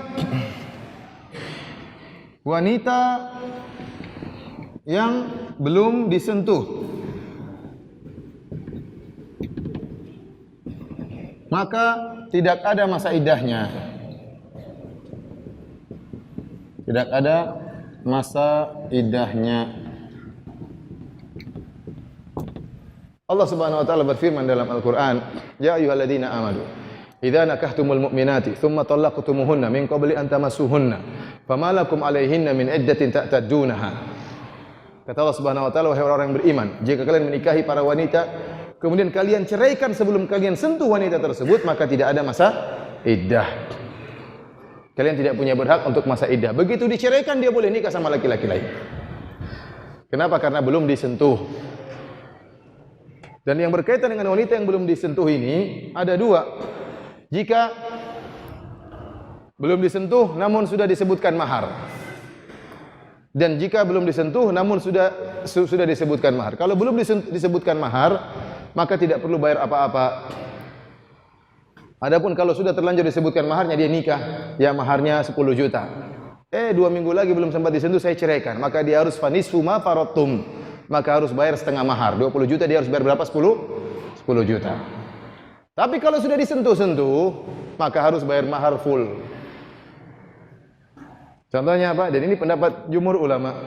Seorang laki menikah dengan seorang wanita. Belum digauli, tapi sempat berduaan dalam kamar. Sempat memegang-megang. Kalau seandainya dia bersetubuh dengan wanita tersebut, menggauli wanita tersebut, tidak ada yang bisa menghalangi. Maka para ulama menghukumi ini seperti sudah digauli. Kenapa? Karena berdua-duaan itu tidak gratis. Maka setelah dia pegang-pegang perempuan tersebut, sudah dia lihat, sudah mungkin untuk bergaul dengan dia, namun tidak dia gauli, kemudian dia ceraikan, maka mahar harus dikembalikan full. Beda kalau belum apa-apa terus diceraikan, maka setengah mahar. Paham? Taib, ini adalah model-model iddah. Sudah dicatat? Saya mau hapus. Sudah dicatat belum? Baik, hapus.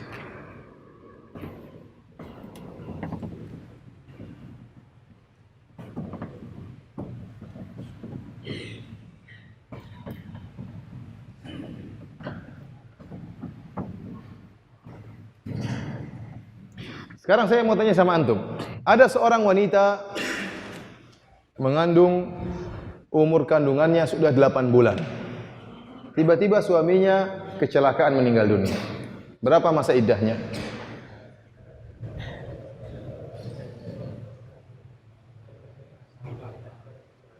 Ayo.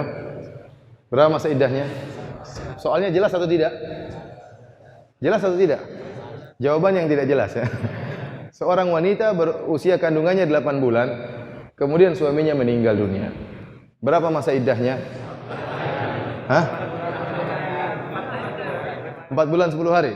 Atau cuma tinggal sebulan?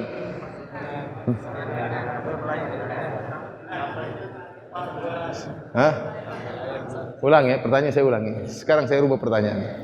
Seorang wanita mengandung, umur kandungannya 7 bulan persis. Terus suaminya meninggal. Berapa masa iddahnya? 4 bulan 10 hari atau 2 bulan? Hah? Sampai? Melahirkan. Sampai melahirkan. Benar ini? Berarti tinggal 2 bulan? Belum tentu ya, siapa tahu prematur. Jadi benar, sampai dia melahirkan. Ya, karena Allah menguatkan wa ulatul ahmali ajaluhunna ayyadhna hamlahun. Jadi kalau wanita hamil apapun kondisinya, maka masa iddahnya apa? Sampai dia melahirkan. Baik, sekarang kita membahas tentang hukum wanita yang sudah ditalak 1 dan 2 dan dalam masa iddah. Lelaki kalau dia menceraikan istrinya, misalnya talak 1. Saya duduk aja lah. Lelaki menceraikan istrinya talak 1, kemudian taruhlah masa iddahnya 3 kali haid. Wanita ini, kebanyakan wanita kan ada haidnya, kebanyakan ya. Kondisi wanita yang terbanyak adalah dalam kondisi ada masa haidnya, ada haidnya. Diceraikan sama suaminya, maka masa iddahnya berapa lama? 3 kali haid. Tayyib. Tatkala Di masa iddah tersebut, sang lelaki boleh kembali kepada istrinya yang disebut dengan rujuk selama dalam masa iddah. Dan tidak perlu minta izin sama istrinya, dia boleh rujuk sewaktu-waktu. Paham? Dia boleh rujuk sewaktu-waktu. Hanya saja disunahkan tatkala dia rujuk, maka dia datangkan saksi, 2 saksi. Kata Allah Subhanahu wa taala, "Wa ashidu dzawai adlin minkum wa aqimus syahadata lillah." Maka datangkanlah 2 saksi dan tegakkanlah persaksian tersebut. Hukum mendatangkan 2 saksi dalam rujuk itu hukumnya sunnah, tidak wajib. Sebagaimana hukum mendatangkan 2 saksi tatkala menceraikan itu juga hukumnya sunnah dan tidak wajib. Seandainya dia rujuk kepada istrinya tanpa ada saksi tetap sah. Hanya saja para ulama mengatakan disunahkan untuk mendatangkan 2 saksi, dikhawatirkan terjadi perselisihan. Dia mengatakan ngaku sudah rujuk, istrinya tidak terima. Saya tidak pernah dengar kau bilang rujuk. Padahal masa iddah sudah selesai. Baru dia kabarkan sampai istrinya, setelah 3 kali haid dia mengatakan, istriku pulang ke rumah. Kenapa pulang ke rumah? Saya sudah rujuk sama kamu. Kapan rujuknya? Sebulan yang lalu. Kok tidak bilang-bilang? Dia nolak misalnya. Ini dikhawatirkan akan terjadi perselisihan, maka dianjurkan tatkala seorang suami rujuk kepada istrinya atau menceraikan istrinya, maka datangkan 2 saksi untuk menghilangkan adanya perselisihan. Bagaimana cara seorang suami rujuk kepada istrinya? Maka ada kondisi yang disepakati oleh para ulama bahwasanya dia rujuk, yaitu dengan perkataan. Dia mengatakan kepada istrinya, "Raja'tuki, saya kembali kepada engkau." Atau dengan perkataan yang dipahami bahwasanya dia kembali. Ini sepakat ulama, dia telah rujuk kepada istrinya. Model kedua adalah dengan perbuatan. Dengan perbuatan tanpa perkataan. Contohnya dia mencium istrinya dengan ciuman syahwat. Dan dia bergaul dengan istrinya. Dia berhubungan dengan istrinya. Apakah ini dia anggap telah kembali kepada istrinya? Ada khilaf di antara para ulama. Sebagian ulama mengatakan dengan terjadinya hubungan, maka ini mewakili kembali. Bahkan lebih kuat dari mengatakan saya kembali. Percuma dia mengatakan saya kembali tapi saya pulang dulu ya.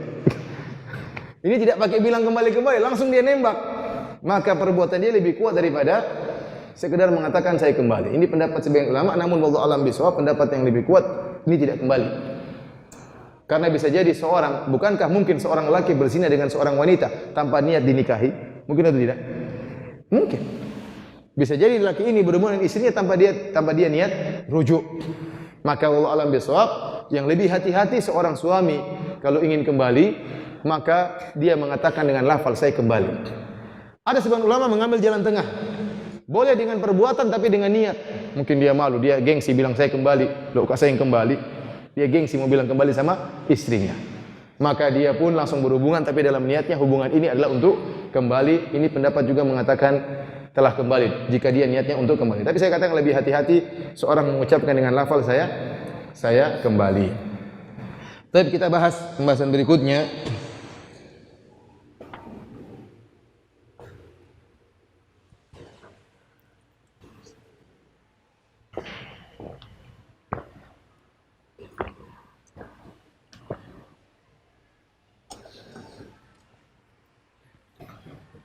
Kita bahasan berikutnya tentang wanita yang ditalak. Ada 2, jadi wanita yang ditalak ada 2 model. Talak 1 atau 2 namun masih dalam masa iddah.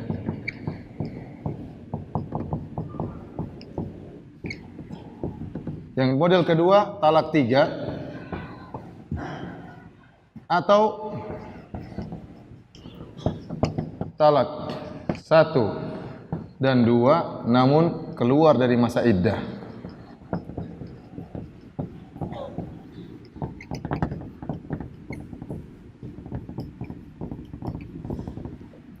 Wanita yang ditalak ada 2 model. Wanita yang ditalak 1 atau 2 namun masih dalam masa iddah. Yang model kedua, wanita ditalak 3 atau ditalak 1 dan 2 namun sudah keluar dari masa iddah. Hukumnya berbeda. Wanita yang ditalak 1 atau 2 namun dalam masa iddah, maka statusnya masih istri. Masih istri. Statusnya masih apa? Ini statusnya masih apa? Masih istri. Yang kedua, kalau karena dia masih istri, maka harus dinafkahi.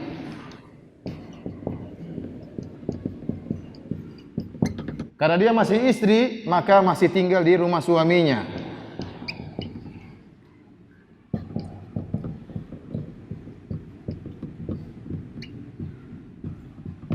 Karena dia masih istri, maka masih jadi mahramnya. Boleh nemani dia safar. Karena dia masih istri, maka kalau meninggal suaminya berlaku hukum waris.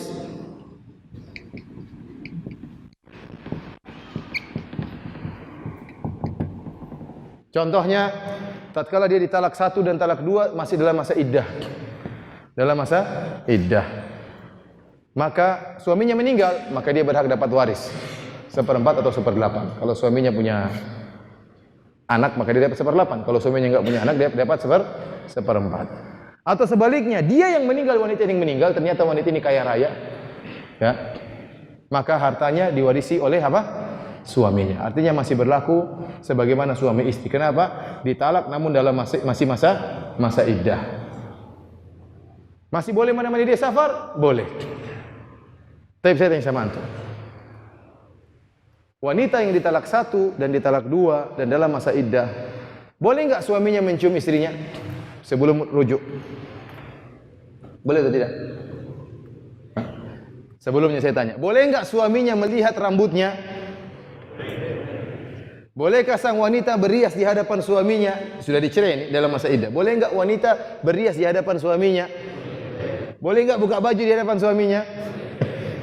Boleh enggak dipegang oleh suaminya? Boleh enggak dicium sama suaminya? Kok boleh-boleh terus? Boleh enggak suaminya menggauli dia? Belum dirujuk lah. Boleh enggak digauli sama suaminya? Belum rujuk. Boleh atau tidak? Enggak boleh katanya. Dicium? Dicium boleh, digauli enggak boleh. Apa bedanya?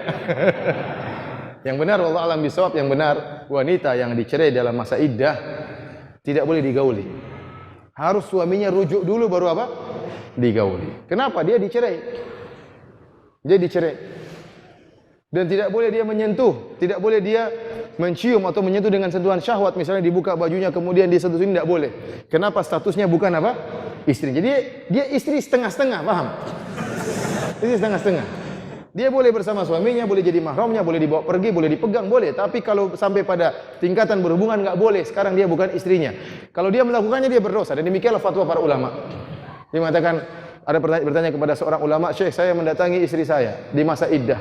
Tahu-tahu timbul syahwat, kemudian saya gauli padahal saya tidak niat untuk rujuk sama dia. Bagaimana hukumnya?" Dia berdosa. Dia berdosa karena sekarang statusnya bukan istrinya. Kalau dia ingin berhubungan, maka dia harus kembali dulu kepada istrinya. Jadi boleh disentuh tapi bukan sentuhan syahwat. Adapun dia mencium, kemudian meraba-raba, kemudian berhubungan, maka harus statusnya kembali dulu. Paham atau tidak? Paham, jangan enaknya sendiri. Baik. Masa iddahnya berakhir kapan? Kalau wanita yang punya haid? Kalau dia suci dari haid yang ketiga. Kalau dia suci dari haid yang ketiga. Sekarang begini. Ada seorang suami, Allah mengatakan wa ahsul iddah. Hitunglah masa iddah istrimu. Kalau kau cerai maka hitunglah, kata Allah. Ada seorang lelaki lalai, dia ceraikan istrinya, dia sibuk kerja ke luar negeri, dia pergi kemana urusan banyak. Dia lupa ternyata istrinya dalam masa iddah sudah mau habis. Ternyata habis masa iddahnya. Kemudian wanita ini suci, berhenti dari apa? Masa iddahnya, darah haid sudah terputus. Maka dia bilang, jangan-jangan suami saya lupa. Dia telepon suaminya, "Wahai suamiku, saya sudah habis masa iddah, darah sudah berhenti. Kau kembali atau tidak?" Suaminya bilang, "Oh, saya kembali, saya kembali." Sah atau tidak kembalinya suaminya? Sah atau tidak? Wanita ini darah haidnya sudah berhenti atau tidak? Berhenti haid yang ketiga. Cuma dia belum mandi junub. Dia mau mandi junub, aduh jangan, nantilah. Saya telepon dulu suami saya. "Suamiku, saya sudah selesai haid saya. Mau kembali atau tidak? Terserah kamu." "Oh, saya kembali," kata suaminya. Sah atau tidak? Allah mengatakan masa menunggunya berapa haid? 3 kali haid. Sekarang haidnya sudah berhenti atau tidak? Kata Allah Subhanahu wa taala, wa bu'ulatuhunna ahaqqu biraddihinna fi dzalika. Dan para suami mereka lebih berhak untuk kembali di masa penantian. Dzalika dikatakan oleh para ulama 3 quru. Selama dalam masa penantian dia berhak untuk kembali. Tetapi kalau masa penantiannya sudah selesai, masa iddah sudah selesai, maka dia tidak berhak untuk kembali. Sekarang haidnya sudah selesai tapi wanita ini belum mandi junub. Apakah kalau suaminya kembali sah atau tidak? Maka ada khilaf di antara para ulama. Namun pendapat yang benar sah, dan ini pendapat Umar bin Khattab dan Ibnu Mas'ud dengan riwayat yang sahih. Ya, ada seorang wanita masa haidnya selesai, kemudian dia mulai pakai baju, tiba-tiba suaminya ketuk pintu, "Saya kembali kepadamu." Dia belum mandi. Maka dia pun bertanya kepada Umar, "Bagaimana Umar kasus saya ini? Suami saya kembali sementara haid saya sudah berhenti, cuma saya belum mandi apa? Belum mandi junub." Dan Umar berfatwa dibolehkan kembali tersebut. Boleh kembali dalam kondisi tersebut. Tapi para hadirin rahmatillah subhanahu wa ta'ala, adapun wanita yang ditalak 3, maka bukan istri. Istri tidak wajib dinafkahi.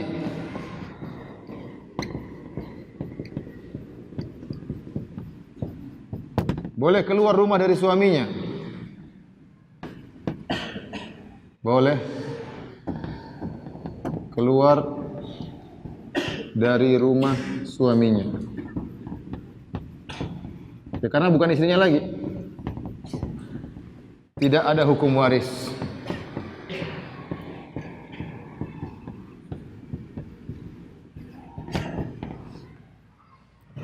Orang wanita yang ditalak 3, masa iddahnya berapa? Apa langsung boleh langsung nikah, apa ada masa iddah lagi? Hah? Kalau wanita yang talak 1, 2 jelas masa iddahnya 3 kali suci. Wanita yang ditalak 3, ada masa iddahnya atau tidak? Hah? Ada atau tidak? Ada, tidak ada. Ada, tetap masa iddahnya berlaku sebagaimana masa iddah yang lain, yang tadi. Tetapi suaminya tidak bisa lagi kembali kepada dia. Dan setelah itu dia menikah dengan laki lain.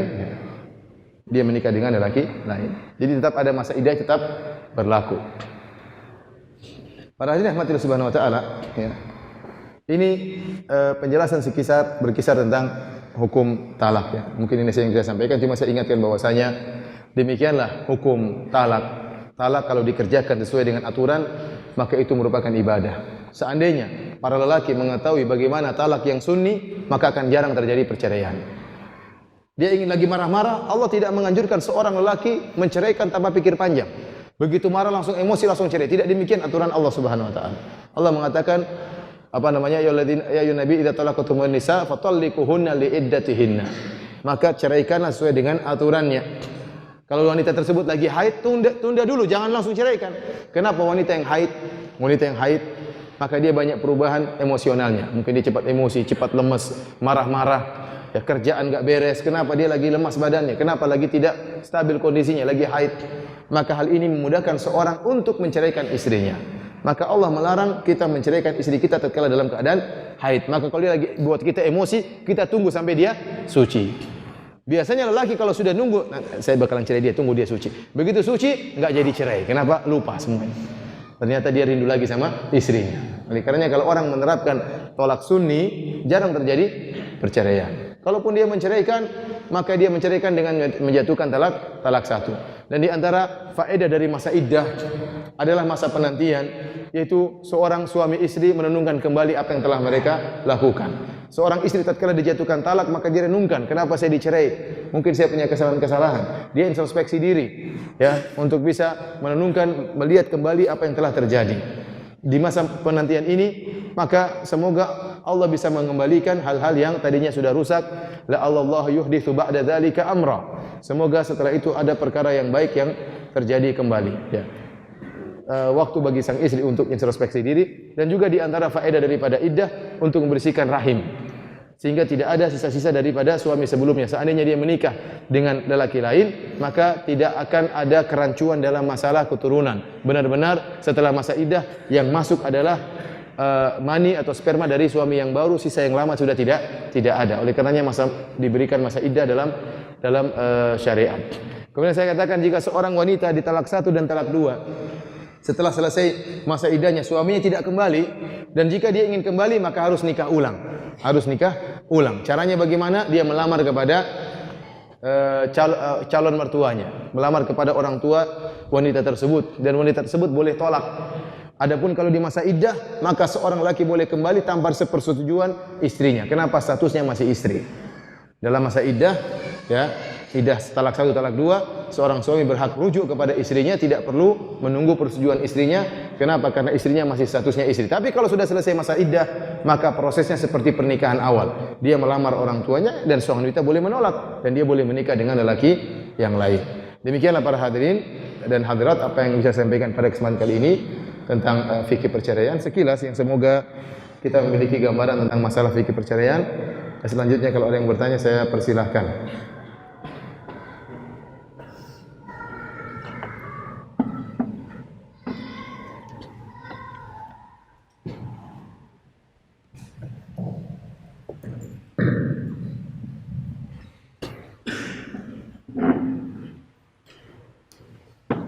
Ya, demikian telah kita bersama kajian dari Ustaz Allah tentang masalah pernik-pernik perceraian. Ya, semoga kita bersama mengambil faedah dari apa yang disampaikan oleh beliau. Atau untuk waktu yang tersisa insya Allah sampai jam 9. Kita gunakan untuk tanya jawab, untuk Bapak bisa disampaikan secara langsung atau dalam tulisan ataupun para ibu yang bisa melalui SMS dengan nomor yang telah disampaikan.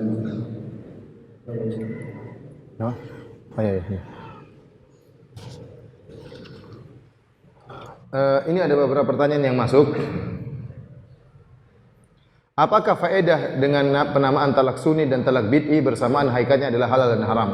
Talak sunnah artinya sesuai dengan sunnah Nabi SAW. Talak bid'ah tidak sesuai dengan sunnah Nabi SAW. Tetapi bukan talak adalah membuat ibadah baru, ritual baru. Karena orang mendengar talak bid'ah seakan-akan membuat ritual baru. Tapi maksudnya talak model baru yang tidak diajarkan oleh Nabi SAW. Jadi bukan kalau namanya bid'ah pasti tertolak, itu tidak. Tapi kalau talak bid'ah jatuh namun berdosa karena dia hukumnya haram. Hukumnya haram. Masuk bid'ah di sini adalah istilah tersendiri, artinya tidak sesuai dengan yang diajarkan oleh Nabi SAW. Adapun talak sunnah maka sesuai dengan sunnah Nabi SAW. Intinya halal dan haram. Sepasang suami istri tidak mendapati kecocokan bersamaan dengan keberadaan tersebut, mereka berdua tetap menjaga status pernikahan sekalipun sudah tidak lagi berjalan memuamalah suami istri demi menjaga anak-anak mereka. Bagaimana pendapat Ustaz? Ini terserah masing-masing ya. Cuma saya katakan seorang kemudian tetap di atas lajur tali pernikahan dengan istrinya, sementara dia tidak menafkahi istrinya, sementara dia tidak menggauli istrinya dan istrinya ridha. Ya, saya khawatir yang saya khawatirkan bagaimana dia menjawab pertanyaan di akhirat kelak. Ya. Sementara dia statusnya sebagai suami, namun dia tidak nafkahi istrinya dan dia tidak menggauli istrinya. Ya. Meskipun istrinya ridha, namun saya katakan ini bukan jalan keluar. Meskipun niat mereka baik untuk mengurusi anak-anak, tapi kalau tetap sebagai suami tetap aja. Cuma saya kurang setuju dengan cara seperti ini. Kalau memang ada maslahat yang lebih, misalnya di kemudian hari istrinya ingin membangun rumah tangga yang baru, ya silakan. Ya, tidak harus dengan mempertahankan tali pernikahan dengan cara seperti ini. Ya, saya tidak tahu sang istri tiba-tiba muncul hasrat, tiba-tiba sang suami juga ingin punya hasrat, ya sementara dia terjebak dengan tali pernikahan ini, khawatir terjerumus dalam hal yang haram.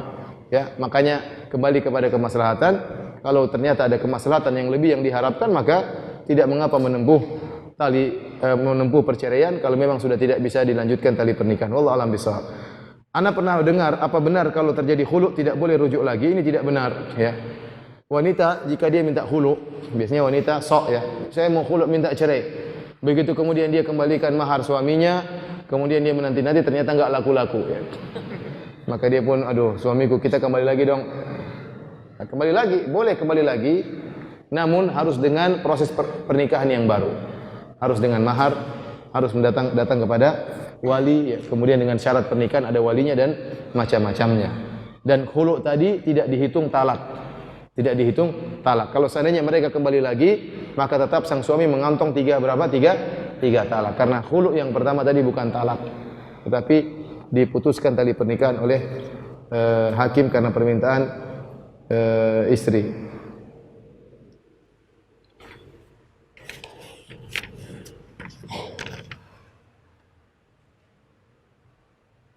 Kalau wanita kembalikan mahar setengah, bagaimana contohnya? Kalau misalnya tanah atau mukena, enggak, yang mengembalikan mahar setengah itu laki-laki. Tadi kita berkaitan dengan laki-laki yang dia menikah dengan seorang wanita, dia sudah sebutkan maharnya 20 juta. Kemudian sebelum dia gauli ternyata dia ceraikan. Wa qad faradtum lahunna fariidhah fa nisfu ma faradtum. Sementara kalian telah menyebutkan tentang maharnya, maka harus membayar setengah mahar karena sudah terlanjur terjadi tali pernikahan. Bukankah dengan Anda menjalin tali pernikahan dengan wanita ini berarti tidak ada kesempatan laki-laki lain tertutup karena Anda sudah menikahi wanita ini. Menutup kesempatan tersebut bagi laki-laki lain ini ada nilainya dalam syariat. Sementara Anda sudah terlanjur menyebutkan mahar, maka bayarlah setengah mahar. Kalau maharnya mukena, gimana caranya? Dibagi dua? Tidak ya. Bagaimana caranya? Ya, uangnya, nilai dari mukena tersebut setengahnya diberikan kepada sang wanita. Enggak mungkin dia, atau kasihkan aja mukena saja jadi masalah.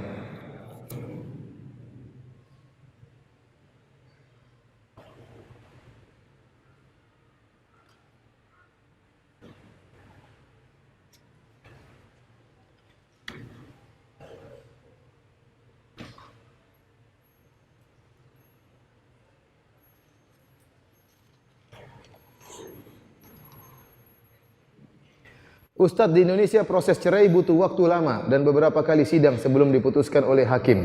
Kapan mulai menghitung masa iddahnya? Ya, kalau memang jelas cerainya sudah jelas, sang suami sudah menjatuhkan cerai dan istri pun sudah ngerti itu cerai, masa iddahnya sejak dijatuhkan cerai tersebut. Ya, adapun masalah hakim itu masalah resmi-resminya saja, tapi masa iddahnya dihitungnya semenjak dia menjatuhkan hukum cerai. Ya, hukum cerai.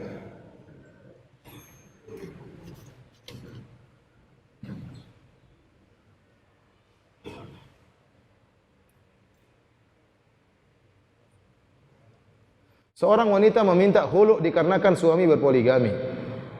Bagaimana hukumnya? Apakah suami tetap menceraikannya? Jangan, rugi. Kalau cerai tinggal satu, rugi. Minta cerai, biarin aja, jangan dituruti. Jangan dituruti. Saya katakan terus terang, ujian yang paling berat bagi wanita adalah di poligami. Ini kenyataan. Padahal poligami adalah syariat yang mulia. Ya. Syariat yang mulia. Yang lebih menjadi memberatkan para wanita untuk dipoligami karena banyak praktek-praktek yang tidak benar dari para suami tatkala berpoligami, ternyata hasilnya kurang baik. Oleh karena diharapkan muncul pahlawan-pahlawan yang berpoligami dengan hasil yang baik untuk merubah citra poligami. Poligami adalah syariat yang terzalimi. Sunnah yang ditinggalkan. Jadi masalah orang-orang berpoligami akhirnya tidak menjalankan dengan cara yang baik. Apa yang didengar oleh masyarakat itu poligami hancur rumah tangganya. Itu poligami hancur rumah tangganya. Ini poligami hancur rumah tangganya. Terus siapa yang berani poligami kalau begitu caranya? Seorang wanita lebih baik kelaparan ya, daripada di poligami. Oleh karena seorang yang hendak berpoligami benar-benar harus memenuhi persyaratan dan benar-benar menjalankan, ya, berdoa kepada Allah minta pertolongan ya agar bisa menjalankan poligami dengan sebaik-baiknya. Ada yang kemarin tanya sama saya waktu saya di Bandung, Ustadz, bagaimana cara saya ingin poligami, Ustadz, bagaimana cara saya menyampaikan kepada istri saya? Saya bilang, kamu sampaikan dulu, kalau berhasil kasih tahu saya caranya. Bertanya saya belum berhasil. Istri saya hadir ya, istri saya hadir. Para hadirin rahmatillah subhanahu wa ta'ala. Adapun wanita hanya sekedar sedia di poligami kemudian minta cerai. Saya bilang dia hendaknya dia berpikir ulang sebelum dia minta dipoligami. Ya, bahwasanya memang pedih, saya tahu pedih seorang wanita di poligami, apalagi kondisi tidak memungkinkan. Di Arab Saudi berbeda. Di Arab Saudi ada seorang syekh yang mau poligami, kumpul dengan istri anak-anaknya, anak-anaknya yang milihkan. Bi, jangan yang itu, kurang keren, yang ini aja. anaknya yang pilihkan. Itu terjadi di Arab Saudi. Di sini ya susah ya seperti itu. Intinya hidup ini pasti ada ujian. Hidup ini ada ujian, dan ujian di poligami ujian yang sangat berat. Ada kisah seorang wanita, dia emosi sama suaminya. Maka dia pun keluar dari rumahnya ingin cerai dari suaminya. Tiba-tiba tatkala dia melewati sebuah masjid, terdengar imam membaca firman Allah Subhanahu wa taala, "Laqad khalaqnal insana fi kabad." Sungguh kami telah menciptakan manusia di atas kepayahan. Maka dia pun merenungkan kembali. Thayyib, saya hidup bersama suami saya dengan begitu modelnya, saya dalam kepayahan, dalam kesulitan. Tetapi kalau saya cerai dari suami saya, pun saya akan menghadapi apa? Kesulitan. Maka seorang istri berpikir dua kali. Kalau dia dicerai menjadi janda, apakah lebih enak daripada dia menjadi istri yang kedua, tetap dinafkahi oleh suaminya, tetap bisa berhubungan dengan suaminya, ada hasrat yang bisa dia salurkan, ataukah dia menjadi janda kemudian enggak laku-laku? Apalagi umurnya sudah 45, 47, siapa yang mau? Ya ada aja yang mau sih, tapi jarang. Dan ini kita bicara kenyataan ini karena maksudnya kita sampaikan kepada para wanita. Oleh karenanya kalau memang dia tidak bisa untuk dipoligami, kemudian dia merasa menderita, merasa seakan-akan macam-macam, dan saya bilang ya Allah alam bisawab ya, apakah dia boleh minta cerai atau tidak. Namun kalaupun dia minta cerai, hendaknya dia renungkan ya, antara apakah dia menjadi janda ngurus dua anak, kemudian terkadang jadi buahan cibiran para lelaki ya, diomongin terus oleh para pemuda-pemuda yang penakut, kemudian yang tidak berani menikahi dia, ataukah dia tetap bersama suaminya meskipun statusnya sebagai istri pertama ya, namun dia bisa menikmati kehidupan tersebut dengan berbagai macam kekurangannya. Ini hendaknya dipikirkan oleh para wanita. Intinya wallahu alam, saya tidak tahu. Dari Mahat, silakan. Saya sampaikan pertanyaan jawab SMS. Ustaz, bagaimana hukumnya seorang wanita yang menikah lagi setelah cerai secara agama, tapi belum secara hukum negara, sah pernikahannya? Kalau kita bicara secara sah, ya sah ya. Saya bilang pemerintah tatkala membuat aturan tentang surat nikah itu demi kemaslahatan masyarakat. Seandainya pernikahan tidak ada surat nikah akan amburadul ya. Akan banyak wanita yang dizalimi. Ya, jangan mengatakan seluruh lelaki soleh, belum tentu. Dia nikahi tidak suka dia campakkan. Ya. Berbeda tatkala ada surat nikah, maka ada hak-hak yang harus diperhatikan bagi wanita tersebut. Kalau ada apa-apa, misalnya wanita tersebut walinya sudah meninggal dunia, kemana dia mengadu? Dia mengadu kepada hakim, kepada KUA misalnya. Tapi kalau enggak ada surat nikah, kemana dia mengadu? Dan ini banyak musibah terjadi bagi wanita yang dinikahi kedua. Wanita dinikahi istri kedua, kemudian tanpa ada surat nikah, atau ternyata sang suami bohong ya, atau macam-macamnya, sehingga sang wanita tersebut menikah tanpa ada surat nikah. Tatkala suaminya tidak soleh, akhirnya mencampakkan wanita tersebut, atau tidak menafkahi wanita tersebut, atau melakukan KDRT kepada wanita tersebut. Wanita ingin minta cerai kemana? Saya tanya sama antum, wanita yang ditolimi, istri kedua yang nikah tanpa ada surat nikah, kalau dia minta khulu, minta kemana? Dia pergi ke KUA bilang mana surat nikahnya? Enggak ada, bingung kan? Bikin masalah. Oleh karena saya katakan adanya surat nikah itu ada hikmahnya, dan itu aturan yang kita berusaha untuk mentaatinya. Ya, karena itu ada kemaslahatan. Seorang berusaha menikah dengan surat nikah karena di balik aturan tersebut ada kemaslahatan yang diinginkan oleh pemerintah. Namun ini kasusnya berbeda. Bagaimana kalau dia sudah menceraikan istrinya ya, sementara belum keluar surat cerai, terus ternyata dia rujuk lagi, ya maka rujuknya itu sah. Rujuknya itu sah dan tidak perlu diangkat ke KUA karena dia sudah kembali lagi kepada istrinya, tapi sudah terhitung dari talak pertama. Silakan. Bismillah, afwan, saya umakat. Suami saya baik dai di masyarakat, tapi kurang bisa menyelesaikan masalah di keluarga karena mudah berlarut-larut sampai istri nggak kuat sehingga istri menjadi benci. Gimana sebaiknya?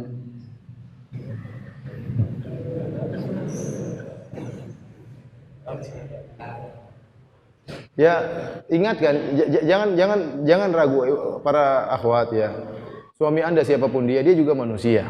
Dia punya kekurangan. Maka kalau suami anti memiliki kesalahan, duduk dengan dia baik-baik, sampaikan dengan cara yang baik-baik, dari hati ke hati, mudah-mudahan dia mendengar. Tetapi kalau mencak-mencak saja suami enggak mau dengar. Ini kisah nyata, saya punya teman, dia alhamdulillah bos, punya uang banyak. Sampai ada seorang akhwat menawarkan dirinya umur 19 tahun dan sangat cantik, siap menjadi istri kedua. Maka dia pulang ketemu istrinya, dia bilang, istriku, Ini ada akhwat 19 tahun, ya. Sudah mulai ikut pengajian, ingin jadi istri kedua. Bagaimana menurut anti? Kata istrinya, oh enggak apa-apa mas, tapi tolong bawa dia ke sini, biar saya lihat dulu. Tatkala istrinya bilang begitu, kata dia, saya enggak mau jadi nikah dua. Kenapa istri saya terlalu baik? Seandainya istrinya bilang, kamu kurang ajar, oh dia nikah lagi. Tapi ibu-ibu enggak berani nyoba itu. Silakan mas, beneran dia nikah dua.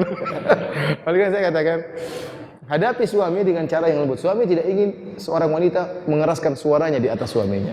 Ini laki-laki, dia merasa terhina tatkala istrinya mencak-mencak, marah-marah. Masalah dihadapi dengan ngomong baik-baik. Apalagi suaminya tadi dikatakan seorang dai. Tentu dia mengerti dalil. Maka bicarakan baik-baik. Seorang dai punya kewajiban, bukan hanya berdakwah tapi mengurus anak-anak. Seorang tidak boleh beragama dengan egois, mengikuti hawa nafsu. Lihatlah bagaimana Salman Al-Farisi menegur Abu Darda. Abu Darda senantiasa puasa sunnah, senantiasa sholat malam, istrinya dilupakan. Padahal dia merasakan kelezatan tatkala puasa sunnah. Dia merasakan kelezatan tatkala sholat di awal malam. Tapi Salman menegur, dia mengatakan, Inna rabbika alaika haqqan. Rabbmu punya hak, istrimu punya hak, tamumu punya hak, anakmu punya hak, matamu punya hak, jasadmu punya hak. Fa'atikul ladzi haqqin haqqah. Berikanlah setiap yang punya hak haknya. Ini mengajarkan kepada kita tatkala kita beragama bukan ikut hawa nafsu. Ada orang sufi misalnya, dia ingin zikir dengan cara sendiri. Menurut dia mendapatkan kelezatan, tapi bukan kelezatan itu yang diinginkan oleh Allah Subhanahu wa taala. Masing-masing harus ada haknya. Maka seorang mungkin dia berlezat-lezat dalam dakwah, dia lupa istrinya punya kewajiban yang harus dia tunaikan. Maka sampaikan kepada suaminya dengan cara yang baik-baik, berdiskusi, semoga suaminya paham, apalagi suaminya seorang dai, tentu dia paham tentang akan hal ini, ya. Semoga bisa kembali lagi akur antara istri dengan suami. Jangan cepat-cepat putus asa. Cepat putus asa. Segala masalah dihadapi dengan ketenangan. Namanya hidup pasti ada masalahan. Ini ada pertanyaan, bisakah menikah tanpa menyebutkan mahar? Mungkin terjadi seorang menikah, yang penting ada syaratnya, walinya ada, ya. Menikah oke, lupa disebutkan mahar. Kalau lupa disebutkan mahar, bagaimana maharnya? Disebut oleh para ulama dengan mahar al-mithal. Yaitu mahar sesuai dengan tradisi wanita. Kalau wanita seperti ini, berapakah maharnya, itulah yang ditetapkan. Contohnya misalnya dia menikahi seorang wanita dari Bugis misalnya. Ternyata waktu pernikahan tidak disebutkan maharnya, maka dilihat status wanita seperti ini, yang keluarganya dari kondisi ekonomi seperti ini, kira-kira berapa maharnya di masyarakat. Itulah maharnya meskipun tidak disebutkan. Jadi disebut dengan mahar al-mithal. Itu mahar wanita yang semisal dengan wanita seperti ini, sesuai dengan tradisinya dan adat istiadatnya. Ada lagi.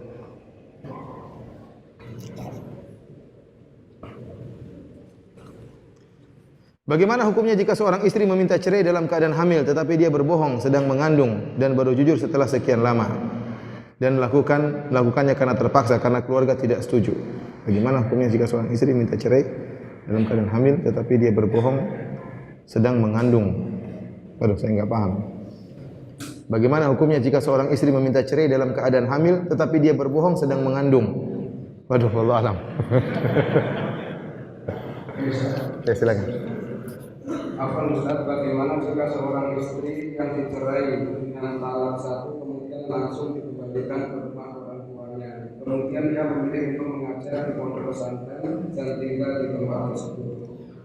Jadi kata Allah Subhanahu wa taala, la tukhrijuhunna min buyutihinna wa la yakhrujna illa ayatina bi fahishatin mubayyinah. Perhatikan, seorang suami kalau sudah mencari istrinya, jangan dipulangkan istrinya ke rumah orang tuanya. Hendaknya dia bertakwa kepada Rabbnya. Tatkala dia mencari harus ikut aturan Allah. Allah mengatakan wa tilka hududullah. Wa may yata'adda hududallahi faqad dzalama nafsa. Ini aturan yang buat Allah.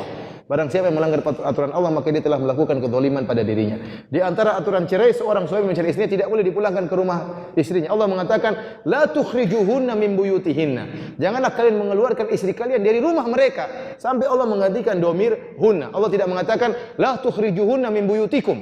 Tapi Allah mengatakan, la tukhrijuhunna min buyutihinna. Janganlah kalian mengeluarkan istri-istri kalian dari rumah-rumah mereka. Seakan-akan rumah itu rumah istri, padahal bukan rumah suami.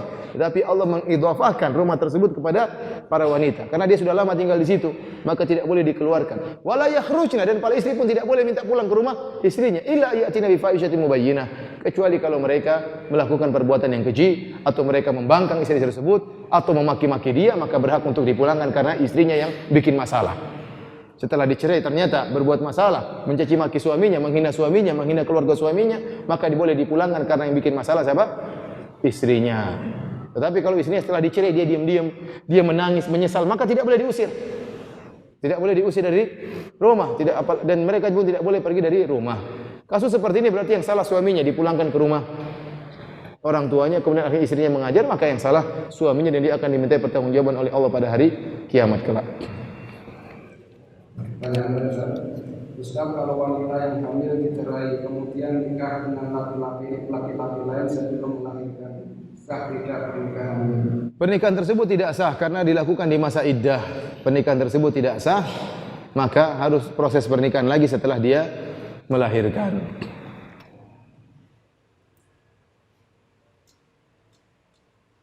Ustaz mau tanya, bagaimana istri kalau sudah menopos yang tidak mau diajak berhubungan dan tidak mau dicerai, dia sudah tidak mau melayani lahir dan batin.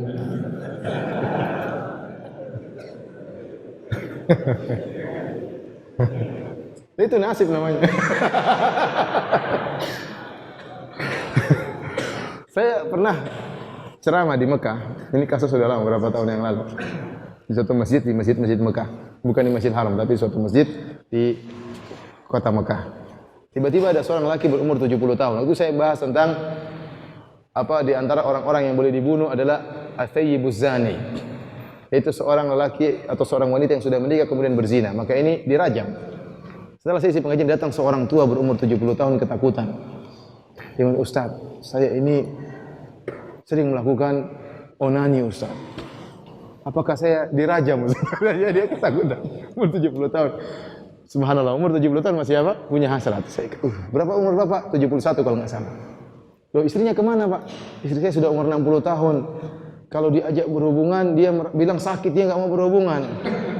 Jadi saya akhirnya begini saya lakukan, apakah saya dirajam atau tidak? Saya bilang, Pak, kan banyak jalan menuju Roma. Ya sudah, biar istri Bapak saja yang mengeluarkan, jangan Bapak sendiri mengeluarkan. Oh boleh tahu Ustaz? Ya boleh. Oh alhamdulillah katanya. Jadi saya katakan kepada para wanita yang sudah mencapai masa menopause, ya, kasihanilah suami Anda. Jadi mungkin berbeda antara laki dengan wanita. Allah Subhanahu wa taala menjadikan wanita lelaki terus produktif meskipun umur 100 tahun. Masih tetap apa? Produktif. Maka saya bilang, saya punya teman di Madinah, ayahnya sudah umurnya lebih 100 tahun, dia masih punya anak berumur 6 bulan. Benar, ayahnya sudah berumur lebih dari 100 tahun, dia masih punya anak berumur berapa? 6 bulan. Maka dia begitu bahagia, kata dia, ayah saya begitu bahagia kalau adik saya yang berumur 6 bulan tersebut dilihat oleh ayah saya. Dia sangat bahagia melihat punya anak berumur 6 bulan. Oleh karenanya harus dia memperhatikan perasaan suami. Kalau dia tidak mampu untuk berhubungan karena mungkin sakit dan macam-macamnya, maka dengan cara-cara yang lain yang dihalalkan. Ya misalnya dia yang atur sendirilah bagaimana caranya. Tapi jangan ditinggalkan suaminya ya sebatang kara merana, kasihan. Ya, dia juga masih punya hasrat. Maka hasratnya disalurkan dengan cara yang benar. Wallahu a'lam bishawab. Apa Ustaz mohon menjawab, jika seorang istri ditalak satu, maka dalam masa iddah apakah si istri harus berjilbab di rumah kehidupan suaminya? Jawabannya tidak. Dia boleh berias di hadapan apa? Suaminya. Dia istri tapi statusnya setengah istri. Dia boleh bersolek. Kalau istrinya suaminya tertarik, maka dia bilang rujuk dulu. Rujuk dulu.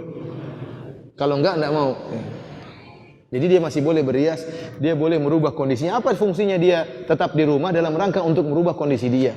La'allallaha yuhditsu ba'da dzalika amra. Semoga Allah menimbulkan perkara yang baik setelah itu. Artinya apa? Sang istri mulai berubah, sang istri mulai lembut, wahai suamiku, mulai tadinya mencak-mencak, tadinya marah-marah, jadi akhirnya menciut juga hatinya tatkala diceraikan. Karena wanita terkadang begitu, ceraikan saya kalau kamu berani, ceraikan saya kalau kamu jantan. Begitu diceraikan, langsung mengkerut dia. Tidak berani apa-apa. Aduh, kenapa kau ceraikan saya? Setelah diceraikan di masa iddah tersebut dalam rumah, kenapa Allah menyuruh dalam rumah? Hikmahnya semoga bisa kembali lagi normal. Ini masa introspeksi diri bagi istri 3 bulan atau 3 kali haid. Maka dia bisa merias, dia berbuat baik pada suaminya. Semoga suaminya berminat untuk kembali lagi. Maka tidak mengapa dia tidak memakai jilbab di depan suaminya. Dia bersolek dengan solek yang membuat menarik suaminya. Tapi kalau suaminya ingin kembali, maka harus rujuk terlebih dahulu supaya tidak kena syubhat. Silakan. Jika sudah terjadi perceraian, siapa yang mempunyai kewajiban menafkahi anak-anak dan apa hukumnya? Anak-anak dinafkahi oleh suaminya, tetap suami yang menafkahi. Ya. Bahkan istrinya, ya, kalau menyusui anaknya, istrinya juga dibayar, karena itu anak-anak dia. Nasabnya kembali kepada sang suami. Maka yang mengurus, dia menafkahi anak-anaknya dan menafkahi istri yang mengurusi anak-anaknya. Ya, meskipun masa iddah sudah selesai. Kenapa? Karena istrinya yang mengurus anak dan anak-anak lebih berhak untuk bersama ibunya. Maka dia nafkahi anak-anaknya dan nafkahi gaji istrinya yang telah mengurusi anak-anaknya.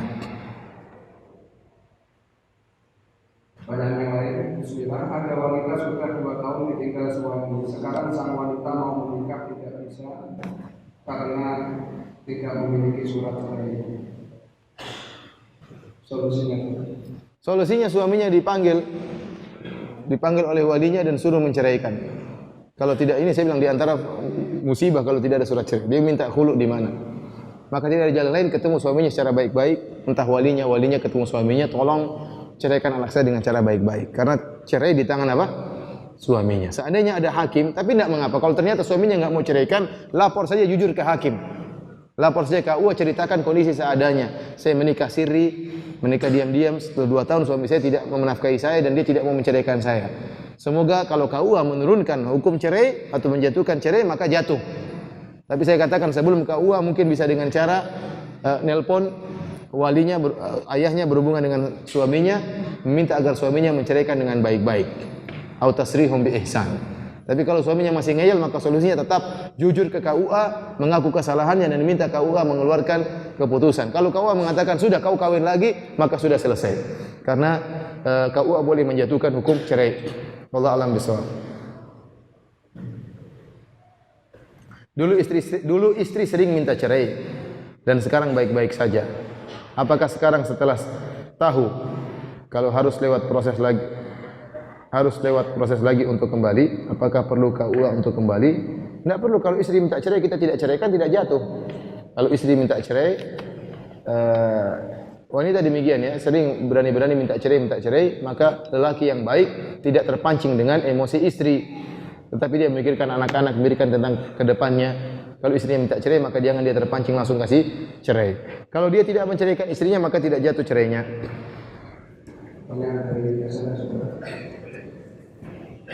Suami saya selalu mengatakan poligami hampir tiap hari pada malu.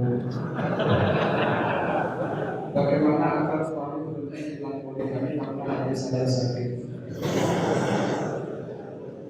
Ya, ini benar, ini suara hati dari para ibu-ibu, para ikhwan ya.